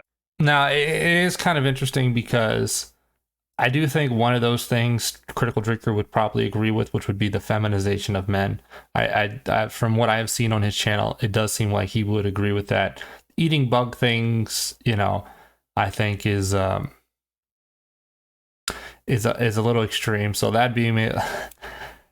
And I don't necessarily know. I feel like you'd have to, like, if you're just going to say like one thing that Critical Drinker may or may not support, without giving his reasons for it, I do think it's a little interesting to kind of lump that in with things that he clearly wouldn't agree with. But I don't think YMS is familiar with him, so maybe he does believe that Critical Drinker has a video called "Why We Should Eat Bugs" or something like that. But that would be the equivalent of me kind of just like being. I don't think he's a good person. I don't know, something crazy. He believes in aliens and that the government prints too much money, and he believes that plastic bags are evil, or birds are all robots. I don't know if you've ever seen that Reddit called, like, I forget what it's called, Birds Aren't Real. It's so funny. It's just people like posting pictures of like pigeons or whatever, and they're just like, oh, they're drones or something. That the government made to watch us, and it's very, it's obviously a joke, but I'm sure there's some people in there that believes it. But yeah, I think that, like, kind of putting like one thing that I'm pretty sure YMS probably knows that Critical Drinker would support, well, not support, but believes that the whole feminization thing of men, and obviously maybe it's for a good reason, maybe it's not, I don't know, but throwing that in with the eating bugs thing is kind of like similar to saying something that I don't agree with and throwing that in with like believing in aliens. I think it's just kind of it's kind of like a discussion tactic to kind of make it seem like what you're saying isn't is all believable. But he already, like I said, he it's very clear that he views the Drinker in this way, and because of that, you really wouldn't expect him not to do that. So it's well within character, I think. I don't think it's anything that we already haven't kind of expected at this point. Not saying that in a bad way, but like I said, that's what he believes. He's clear about it, and he's here to hear some other viewpoints. And props to him for doing that. I hope you don't think that it was, malicious, because I didn't think it was. But if you do, I guess we're going to have to agree to disagree. And that's my point. I don't think it's malicious. Like I said, if it was malicious, he would have no reason to come on here and hash things out with these guys. I think you said it entirely non-maliciously, just casually. I just think that strategically speaking, it's not fair to Drinker. That's what I think. Okay. Every single thing that he consumes online is just like purely conspiracy content. The only film channel he could name was the Critical Drinker, and he's like, "Oh yeah, I like the Critical Drinker," and that was it. And all he knew about movies was just that movies are woke now, and that I guess the powers that be, like some sort of like overarching force that's trying to like they're trying to like make your kids trans or something. Like, and sure, that's one person. I get it. Like it's maybe it's not representative of every critical drinker fan. I get it. But there's something about his content that just like So it really actually, now I'm kind of confused because the statement is, "I know a friend. He doesn't know any movie reviewers other than Drinker, and he believes these things." Like, what is the conclusion from? I don't think you're gonna get any. I don't think you're gonna get any more milk out of this rock. I think you just let that sit there and move to the next point. Like I said, this is where I was considering just kind of stop watching. I think a lot of people just an hour into this and they're just spending so much time on this one point. It's just like they're not even really into the actual video. Like, this has been addressed. They obviously disagree, and I think YMS gets a little short here, but can you blame the guy? Like, I wouldn't do it necessarily. Maybe I would. I can't really say, but he's not rude. He's just kind of like, all right, I've already spoke on it. What else do you want me to say? Can we move on? And that's kind of how I feel as an audience member too. So props to YMS. From that line of thought, you know? I explained it sentences ago. I'm sorry. I can't keep repeating myself. I don't like the whole "I'm sorry, I can't keep repeating myself." You can just leave it at "I explained it." I feel like that's a little bit of passive aggressive. Like, I don't really think you're sorry. I feel like, it's just like one of those things that you felt like you explained it and you don't need to say anything else on it. No need to be sorry. But regardless, point heard. And because it is 3-on-1, I do feel like Mahler, being the host, should kind of just push things along. And you don't want to get to a situation where like they're all just kind of like echoing what each other say, because that will make him feel very uncomfortable. And I know Mahler's done enough of these that he especially if it's someone he wants to keep a friendly relationship with, that that's not how you go about having conversations with people that you're trying to have a good discussion with. That's not I'm trying not to sound disrespectful, but you can play back the stream later. I'm sorry. Yeah, it's yeah, Frankie. How about you listen to the stream, man? How about you listen to what the guy's saying? Okay, I'm joking, man. There's a lot going on, so and that statement is a little inflammatory. So I understand getting defensive about it, but they should just move on. I don't know. It's just that if you didn't have that, like, just based on that sentence on its own, if you hear it, it's like kind of leads you to a very place. I understand why you feel that way, but I disagree, and I've repeated myself more than once. I'm sorry. We have to move on. We're 5 minutes through a 2-hour and a half video. This is, and Mahler just goes ahead. This you is the see, type of shit where. And Mahler just goes ahead and plays it. You see that he was about to say something, but he just plays the video. He understands that they're not, that it's time. It is time to move on, and that YMS is starting to get annoyed and uncomfortable, and that's not the atmosphere that he wants. So props to Mahler there, showing that he has experience hosting these podcasts, and he knows when to not push too hard, because they're not even into the meat of the video yet. So it'd be a shame if they just got hung up on this, and this is what ended the stream. I feel like it's a very, I don't feel like it's worth maybe like 3 hours in, maybe, but luckily that doesn't happen. They get through the whole video, and there's a lot of really great conversation. Or you would expose people who don't really care about movies to only care about movies through like a purely political lens, right? Like, a lot of his videos are just like, okay, movies are bad now because there's woke things and woke people are doing it, right? Like that like, I wish that I could expose someone like this to more films. I wish that I could expose someone like this to like having a healthier media diet, because it seems like the type of. Do you consider his media diet unhealthy? Okay. This is what I'm saying. He's already admitted that this statement is wrong.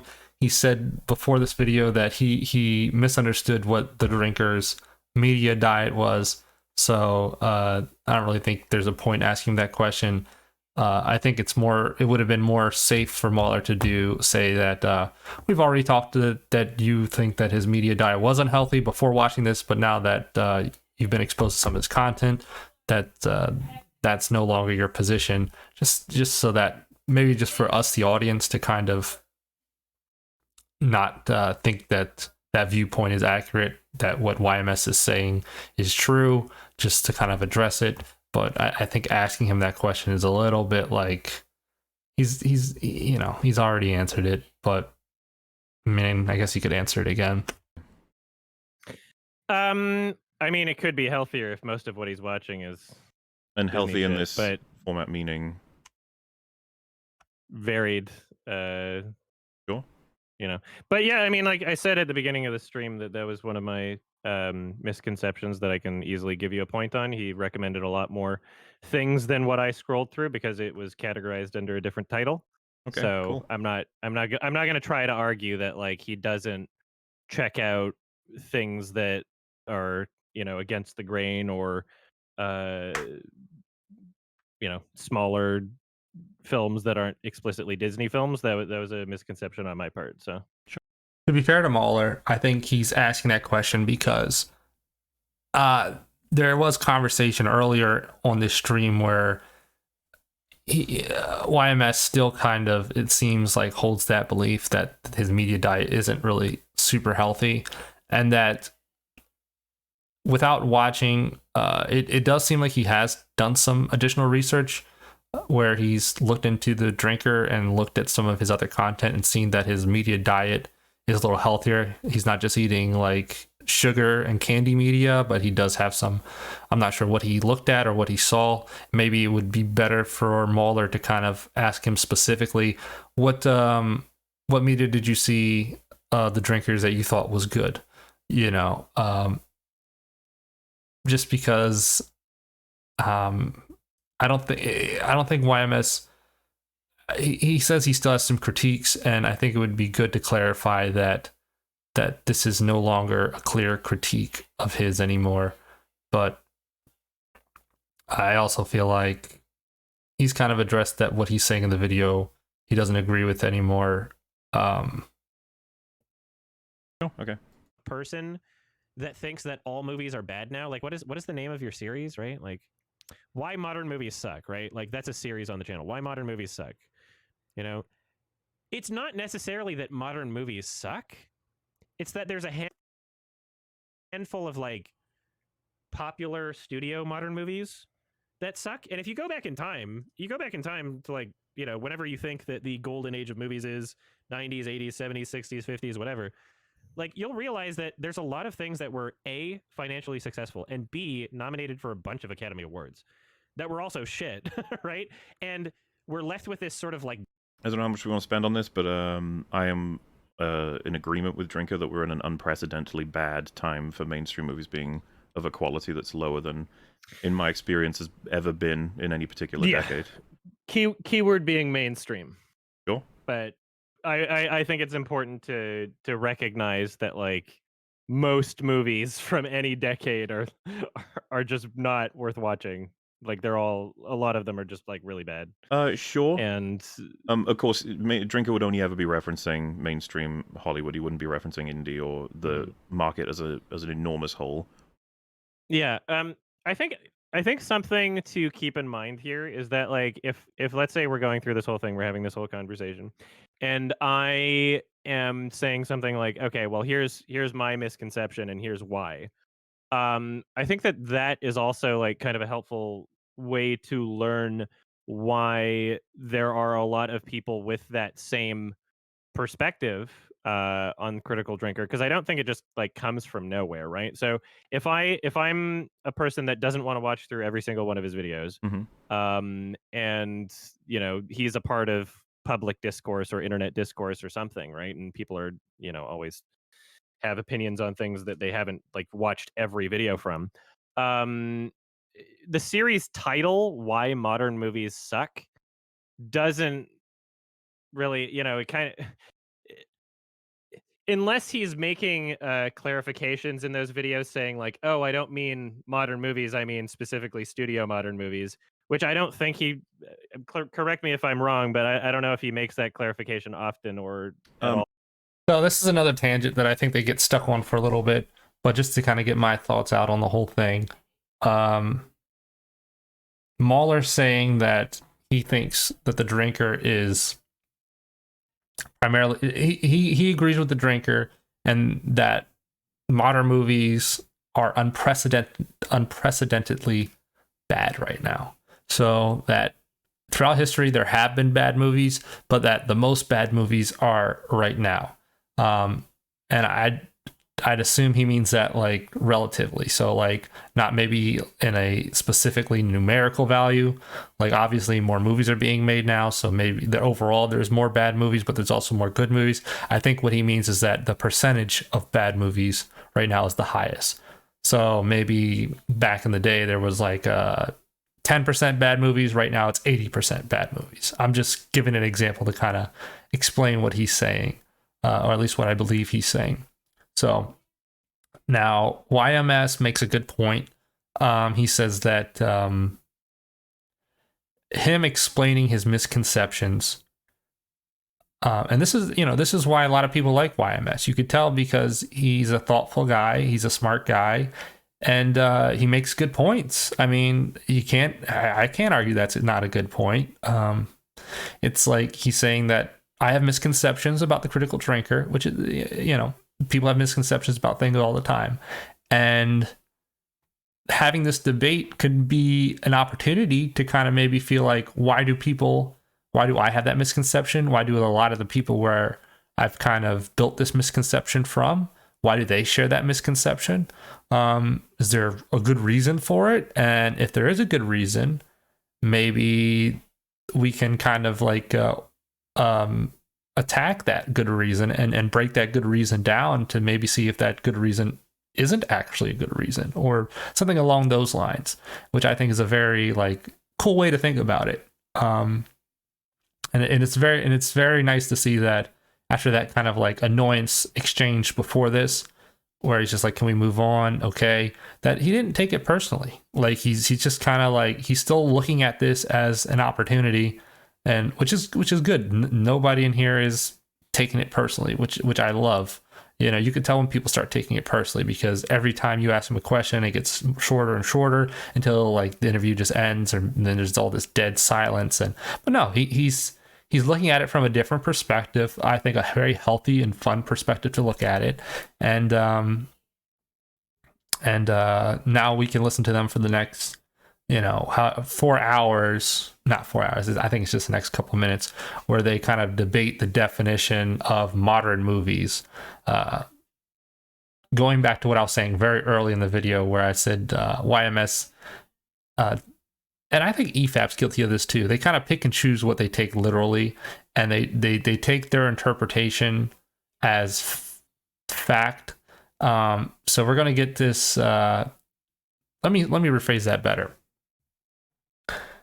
They get to these points where they're both having an interpretation of something, and that interpretation is kind of, they see that as the only way to look at it, and then outside information comes in of a different way to look at it, and they disagree on, I think more so on the fact that that's not how they looked at it originally, but I don't think they actually disagree over whether the fact that it could be looked at that way. Primarily what I'm talking about is the whole modern movies versus movies in general. So YMS is getting to the point where he's saying that the name of this playlist is called Why Modern Movies Suck. And he's going to say that, well, no, not all modern movies suck, just the mainstream ones. And Mahler's going to go, well, I mean,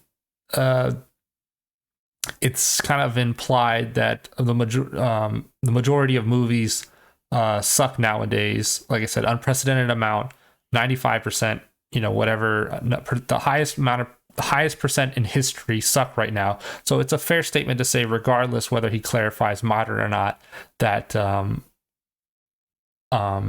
that modern movies suck overall. But they also get hung up, I think, on just whether or not that statement itself is true. Whether or not it is true that a majority of modern movies suck, or if it is, But YMS is, like I said, he's going to make the argument that there are plenty of good movies out, and that to say that all modern movies suck is incorrect, and that there are good movies out there. They're just more independent movies than the mainstream ones. And they're going to kind of just go back and forth on this for a while. It's mostly going to be a semantics thing, I think. I think they both kind of agree with each other at the end of it, but I forget how the whole thing goes, so why don't we just watch it and I can just react.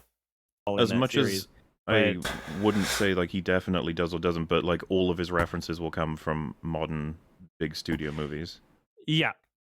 That's also a good point that Mahler just brings up, that the majority of drinkers what talks about is modern movies. So when he's saying why modern movies suck, he's going to be referencing mainstream modern movies. So because that's mostly what he covers. And YMS not being as familiar with the Drinkers channel, even though it does seem like he already knows that the Drinker covers a lot of mainstream movies. Like he's kind of made it clear even before he's familiar with anything that he assumes that the Drinker covers more popular movies, whereas his channel covers more independent movies type thing. So it is kind of strange that he takes that interpretation that he thinks the Drinker's talking about every single movie out there. It could just be, him just being argumentative. I don't know. But it does seem like he already kind of knew that the Drinker covered mainstream movies. So when he's saying why, he's just kind of, maybe not argumentative, but he's being a little nitpicky here, I guess you could say. Where he's just like, oh, well, not every movie sucks. Modern movie sucks. It's like, okay, I guess. Yeah. So I'm saying that with that title, it's no surprise that one could be under the impression that he thinks that, modern movies suck as like an entire generation of movies and not just a generation of studio films, right? You mean like having not watched the videos, though? Well, I mean, even with watching the videos, does he clarify? Like, so you've watched the videos. Well, I said I'm not sure if he does. I'm saying the title says why modern movies suck. It doesn't say why modern studio movies suck, right? So I'm just saying, I'm not saying that that's what he's saying. I'm just saying I'm giving an explanation for why people believe that. Right? If we were to go literal though, he would still be accurate, right? He could have said why any particular era sucks. It wouldn't be an inaccurate statement because they've always sucked in some way, shape, or form. Yeah, but the implication when you say why modern movies suck isn't why modern movies suck and also every other decade sucks. It's specifically why modern. Yeah, but like that, what I'm saying is that very this is what I mean by semantics, because it's like, yeah, any Mahler saying, yeah, any at any point you could say why movies suck. You could say that at any point and then just point out which movies suck. But I mean, it's very clear that he I don't know. It gets very convoluted, very semantic-y. I don't really think either of them disagree with each other, but it's just, I guess, an intellectual exercise for them. There's nothing wrong with saying why modern movies suck. If he said why all movies today suck, like, that would be fair. But saying why modern movies suck, there are modern movies and some of them suck. He's talking about those. Like, there's no reason not to infer it that way. I wouldn't be surprised if you made a video called Why Modern Movies Suck and you go over, like, studio practices. I think we're talking about different things, because you were talking about why it should be inferred that he's talking about modern movies, and I was talking about why people infer that he's talking specifically about modern movies independently from other generations, which are two different things, right? You're saying it should be interpreted as modern movies suck without any context to any other generation. I'm saying that the title very, explicitly implies modern specifically without making any real, and even within the content of the video, like the clip shows that he plays, it's all. Correct me if I'm wrong, but I think older films from like the base interpretation for what he's.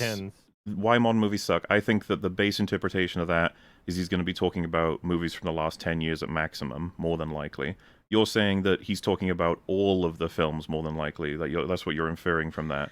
Well, I would say if we're going to take him literally, like why modern movies suck, meaning all of them, then I'd be like, well, he has every right to say they suck, just like he could with every generation. Like, I feel like it's unnecessary. I'm sorry.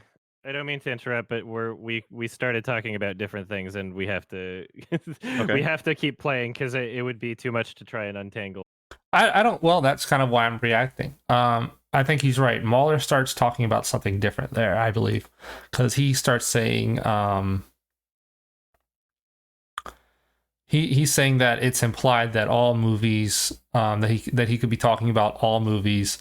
I mean, it's called modern movies. Why modern movies suck? I think the hang up more so is that it's implied that he's saying, when he says why modern movies suck, that the majority of modern movies are suck. I think that's more I think that was more YMS's hang up, not or maybe not the majority, but all modern movies suck.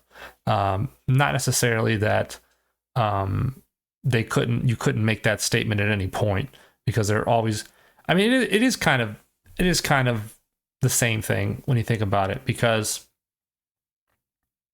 if you could make that statement at any point saying why movies suck, then that's implying that you're not talking about the majority of movies. You're more so just saying that there are movies that suck. So if you take it as not meaning the majority or every movie, then you could apply that statement to any time, any point in time. But if you're talking about the majority, and you specifically want to say that what Mahler was saying earlier, for instance, that a majority of, we're in an unprecedented amount of bad movies, then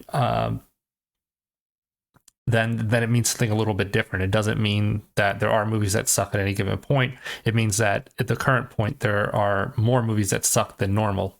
So I do think that that's two different things. I do think YMS is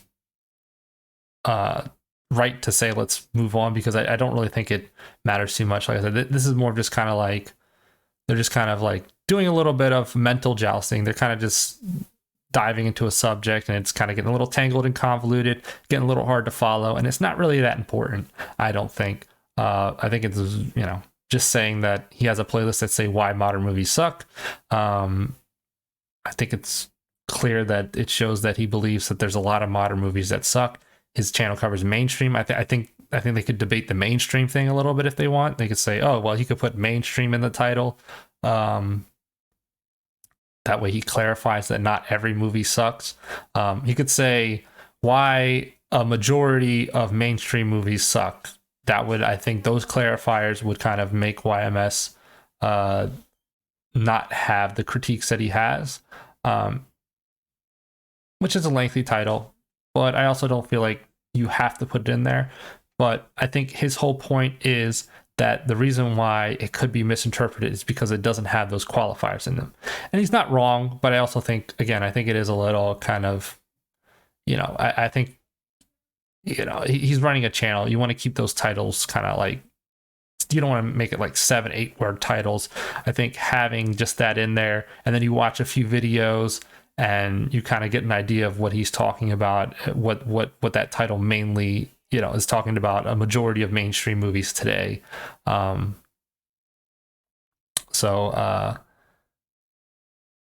It's not necessarily a but if you've never seen any of his videos, if you're just looking at him, again, if he's talking about in the context of reacting to the Critical Drinkers interview with Russell Brand, not having any outside influence, and just seeing that title, it's one of the things that kind of made him have a negative influence, negative reaction to him. His knee-jerk reaction, his interpretation was, oh, he thinks all movies suck because he doesn't watch other movies. He only watches shitty movies, and that's what that's I'm saying what YMS might be thinking, and therefore, since I don't like people that just say they hate all movies and they don't actually go out their way to find good movies, and I think he kind of misinterpreted. So not to get too far off subject. But I think him going into saying that it would, that's one of the reasons why he had one of the aspects one of the many aspects that he had that gave him a bad impression was that specific interpretation, which he believes anyone could make that interpretation. And he's not wrong, but it's also incorrect, I think, as Mueller's and the Efap guys are going to point out that. And again, I don't think he's going to disagree because he admitted that he wasn't aware that Critical Drinker does go out and he does review other good movies, good even by his standards, some lesser known films. So he is aware of good movies that are lesser known. He does review movies that are not just a specific political leaning, that don't and reviews them as good. Even, you know, he doesn't just denounce something because he disagrees with it politically.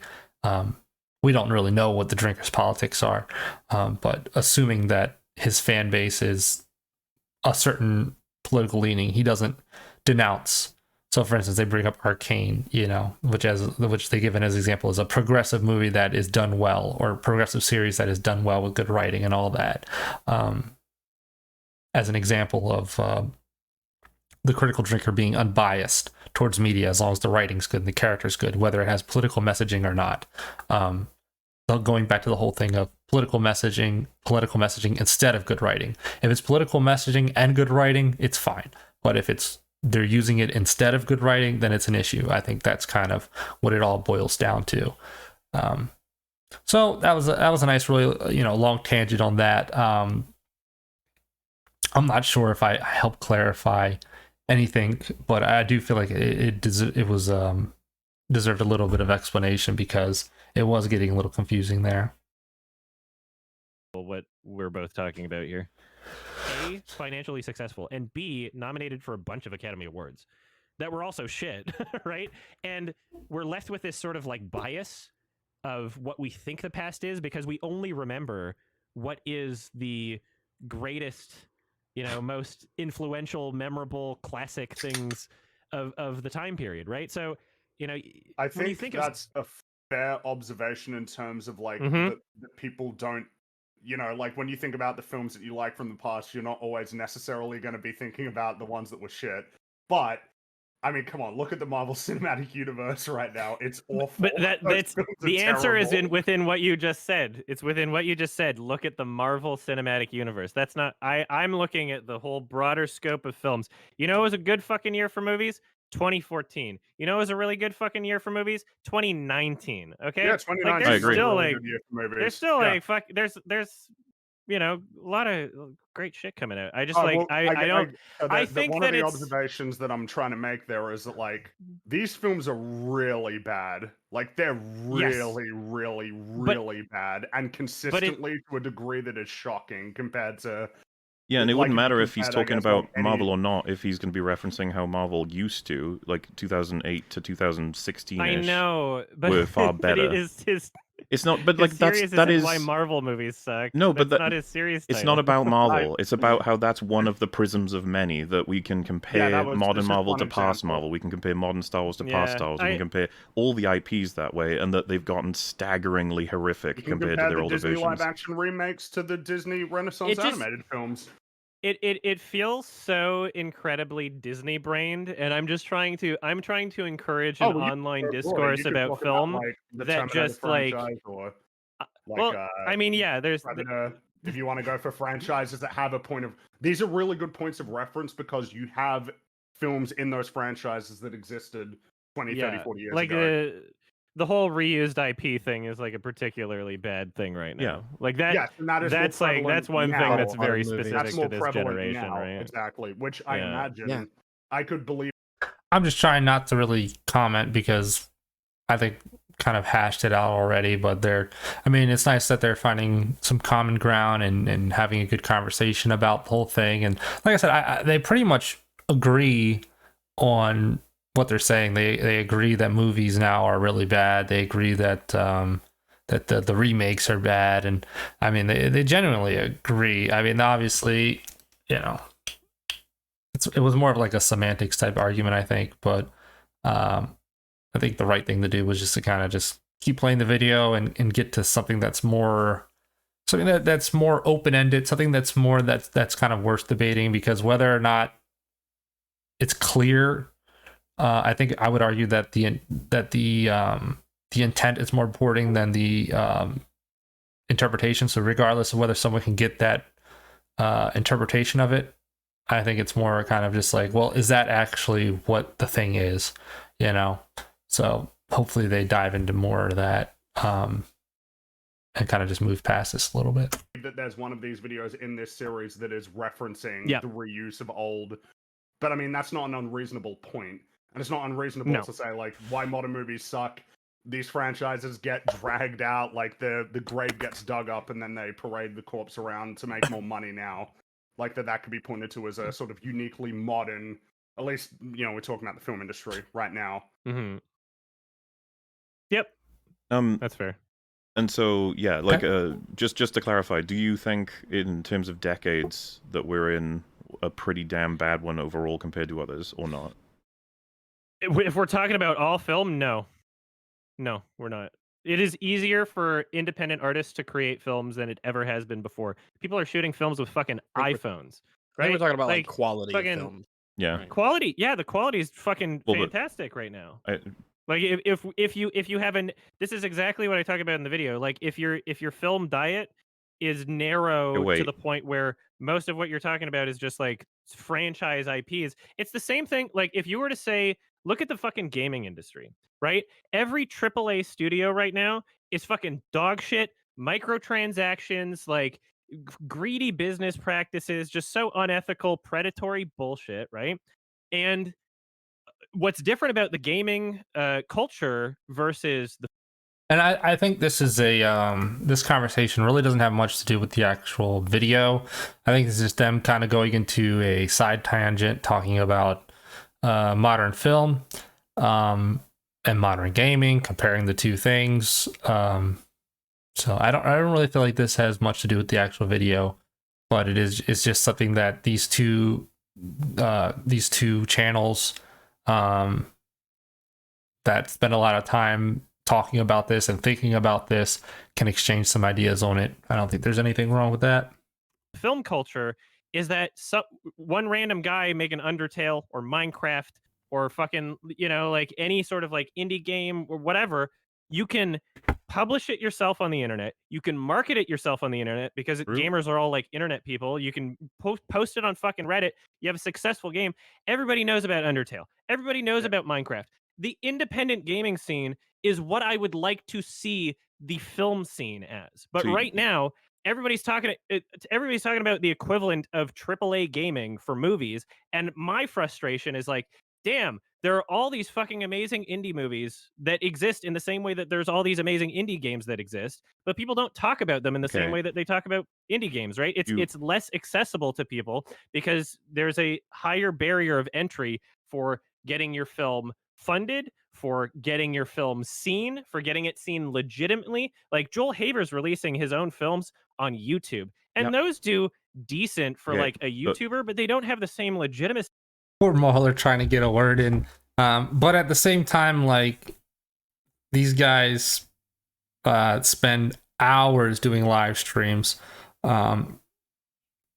sometimes by themselves. Like I know YMS particularly, he streams a lot on Twitch, and so he has to kind of talk by himself for, you know, hours. He has to fill content. So it's, you know, whenever these guys go on a tangent like this, it's kind of impressive, because anyone who's tried to sit down with a you know, and talk to a computer by themselves for a long period of time, it's kind of hard to do. So but poor Mahler's just trying to get a word in, and YMS is obviously he's on a roll right now, and he wants to kind of finish his thought. See, as like getting a studio backed, like professionally distributed film in a theater, there's still a social stigma against just releasing your movie. And you can tell he's passionate about it. He can tell that he's really excited by the idea that gaming has kind of like made a blueprint for how to have indie games blow up and become more popular, you know, lower production cost, you know, which is essentially like a less barriers to entry, and then a lot of those very small independent games like Undertale are becoming super popular, and he wants to see that happen with movies as well. So good guy. On YouTube, and it needs to, there's a financial incentive. You need But to make your do you money back, understand? and it's more difficult to do that in terms of the You're film not industry talking than about it is for quality. You're video talking games. about production options. Yeah. I'm saying the quality is fucking amazing, and people No, aren't you're just saying saying it because that they loads don't. of people have access to create, and now we're getting plenty of options in terms of good things. Of course, more good things will be made if more things are being made. But now there is going to be an enormous sludge of terrible things as well. I know you would agree with that. I mean, what? There are a lot of bad confused indie games what you're that saying. get made, but there are also a lot of the good indie games as well, right? Like look at Steam and all of those like The really torrent shitty, of terrible like, video scammy- games are everywhere. Yeah. Okay, well, then I guess if I were to try and, quantify the Now it's Mahler is not wrong here, where he's saying that if a ton of video games get made, if more video games are able to be made, there will be more bad video games as well. Now, you could argue that nobody really cares about the bad video games, and that the overall net benefit will be that there will be more video games that get focused on. Where if there's a lot of good things being produced, even if there's bad things being produced, those bad things will get ignored, and more of the good things will be discovered, because that's what people are interested in. The demand for good games is there. There's more good games. That's what's going to focus on. The bad games don't really matter. So overall, there will be more good games. Unless you kind of say that because there are so many games, it's harder to find the good games. If that's kind of maybe the direction he means by that. The entire scope of every movie and every game, like my version of saying, oh yeah, the year's fucking great, they're still this decade's great, they're still making great shit. My premise of saying that is based off of the media that I consume. No one can play every game, no one can watch every movie, no one Correct. has like an objective, true, firm Yep. grasp over like what the overall slice of the pie of like bad to good is. So yeah, I think that by saying that like most movies are bad now in a way that is worse than other generations is not only not provable, but like not accurate or helpful, because it's more reflective of the types of things you consume and less reflective of the overall landscape of what there is to consume. You are correct. We can't. Any individual can't make a statement on the quality of all film as an average. The best we can do is go from every time we watch a movie, what is the likelihood we're going to come away saying, "Man, that was really awesome and good," and people feel, or at least Depends how you're watching your movies. Depends what movies you're seeing.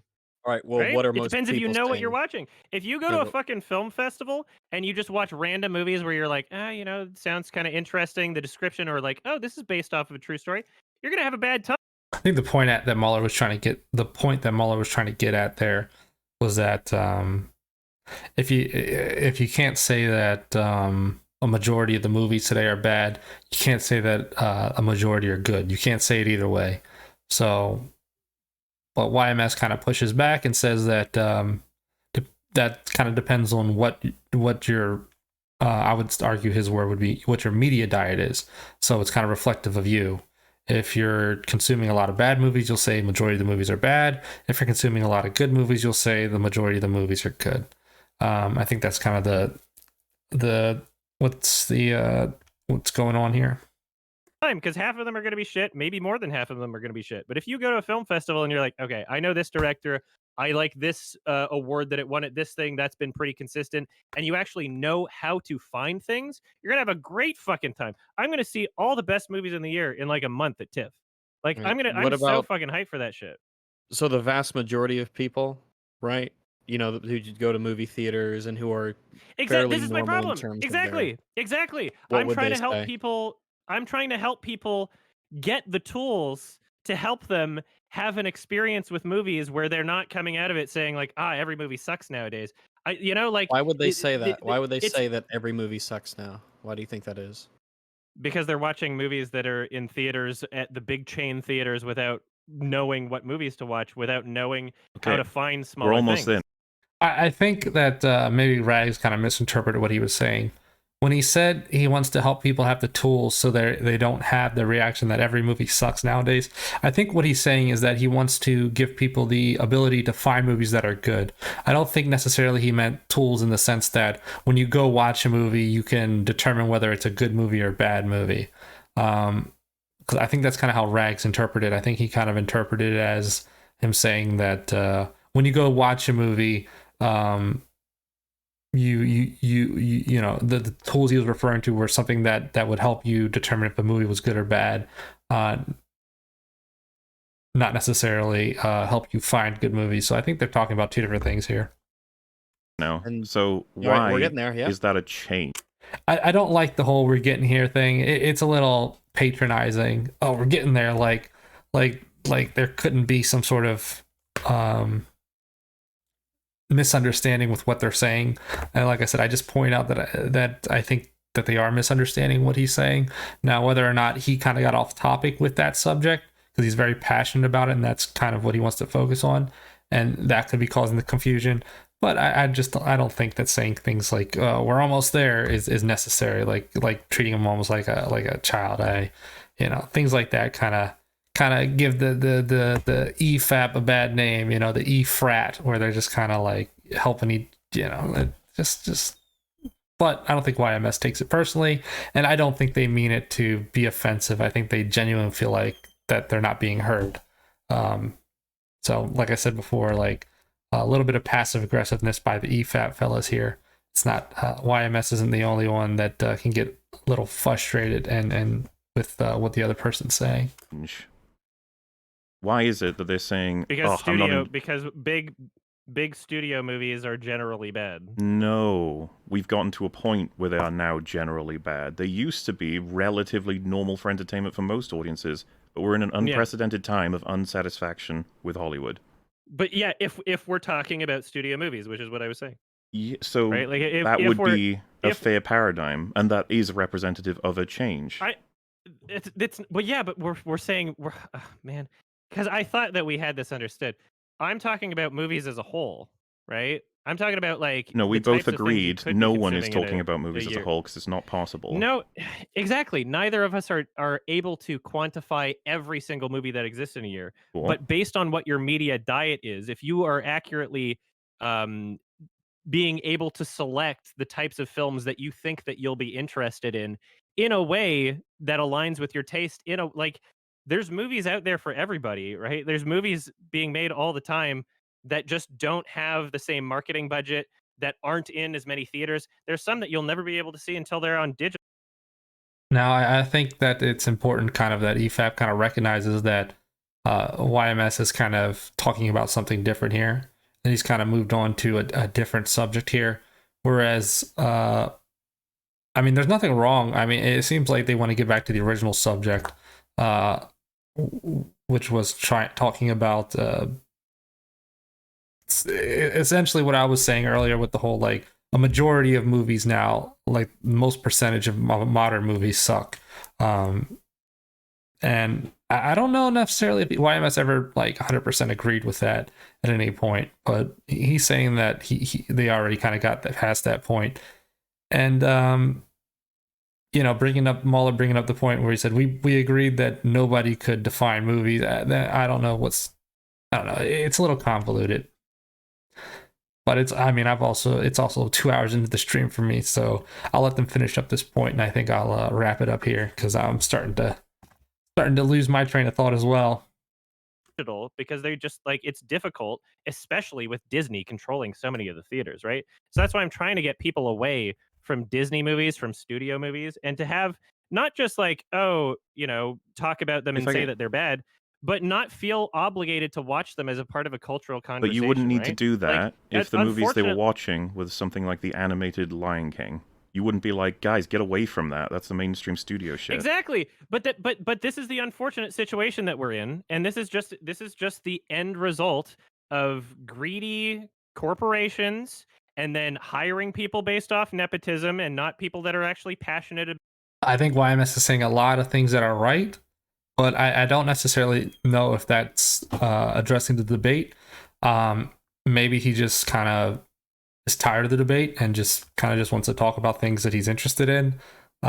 Maybe feels like it's already been settled, or maybe he doesn't realize that Mahler and is still talking about what they were talking about before.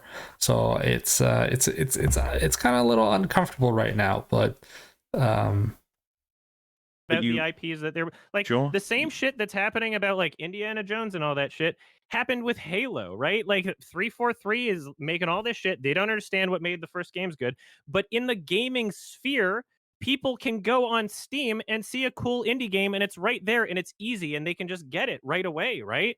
Like they don't have to do any effort in terms of finding it. We don't have like a Steam for movies. Even on like fucking iTunes, like you don't get exposed to this sort of thing. And so that's why my argument and my presence on the internet and my presence as a person talking about movies, that's part of my goal, is to help people be able to use these tools and be able to help understand how to find the better movies. I just understand, think, and I respect that a lot. You've recommended plenty of films that I never would have seen otherwise, and I appreciate it.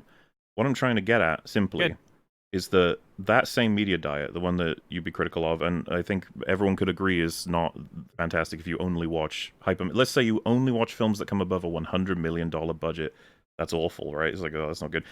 But rewind just 20 years, 30 years, 10 years, whichever one you want, if that same representative diet were being run, they would have more positive entertainment experiences. That's what's being appealed to. a lot of qualifiers there.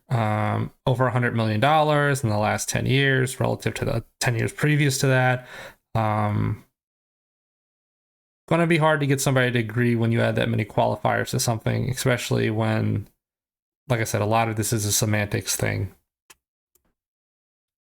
yeah, I don't disagree that studio movies have gotten worse in the same way that I don't disagree that AAA gaming is like completely fucked. Okay. Right? I don't disagree with that. I'm when the again, the title is, why modern movies suck, not why, studio movies suck. And I'm glad that he is recommending things like Boiling Point. I've yet to see it, but I'm excited to watch it. I feel like I think will you'll love enjoy it. that movie because I know enough about it that I have my own tools that I can use to determine what Great tangent from YMS about independent movies, games, making it mainstream. I think everybody in Efap supports it. Even Mahler is just like, I respect what you do and your message, and you've recommended a lot of things. Whether or not that kind of addressed the debate that they were having, no. But at the same time, I didn't think the debate they were having was really constructive or leading to anything good. I think it was just kind of a, like I said, they were just kind of arguing semantics, and it's such a small thing about like the title of his collection movies. It's one very minor aspect in probably the least important aspect, I would say, in YMS forming an opinion on The Drinker would be like the title of this collection. Just seemed like something that annoyed him, and I think Efap did a good job of kind of explaining a different way to look at it. And they're not going to change YMS's initial impression of it, but they can help to kind of clarify that that's their impression of it. And maybe the audience will, maybe either YMS's audience will understand their impression of it and kind of look at it from that way, from that lens now, and maybe some of the EFAP guys will understand a YMS's viewpoint. I say YMS twice. I don't think so. I meant EFAP for the first one, but maybe some of EFAP's audience will see YMS's viewpoint and be like, oh, I could see why. Maybe next time I have somebody who says they don't like Critical Drinker and they argue that he doesn't watch a lot of movies, or he thinks that all movies are terrible, they can use the EFAP argument to kind of help convince them that no, he does watch a lot of movies and he's just talking about modern mainstream movies mainly. And, you don't disagree that these modern mainstream movies, a majority of them are really bad. And And like I said, I think YMS did a good job of finding like kind of the heart of the message for everyone to rally behind, which is that, yeah, the movies suck, and we could spend all day arguing on this point, but at the end of the day, we all kind of think the movies suck and we want to make them better in our own ways, maybe, perhaps. So I think that's just a really good unifying message. And I'm glad it seemed like he got passionate and cheered up a little bit. I feel like this was, the debate was kind of getting a little drawn out, a little, it's kind of getting a little, like I said, nitpicky, not so much like they kind of forget the whole reason why they're there, which is for their passion for movies and all that. And I think Mahler in spirit and EFAP in spirit think that Drinker shares that passion as well. And part of this is just kind of to help YMS see that passion as well in Critical Drinker, and that the Drinker isn't a bad guy, really. I think that's a good place to kind of, a nice little happy note to end it on. And I think eventually they will get back to actually talking about the video, and we can get to some real misconceptions and some of the points that YMS makes about the Critical Drinker. But at this point, I am a little bit spent. I know I'm not doing a terrific job, but I'm trying my best to follow what they're saying and think about it and hopefully explain it in a way that isn't more confusing than than what they've already kind of said. At least makes sense to me. So with that, I'm going to head and end the stream, and that's going to be part 2. And we got about maybe an hour through, and I'll see you next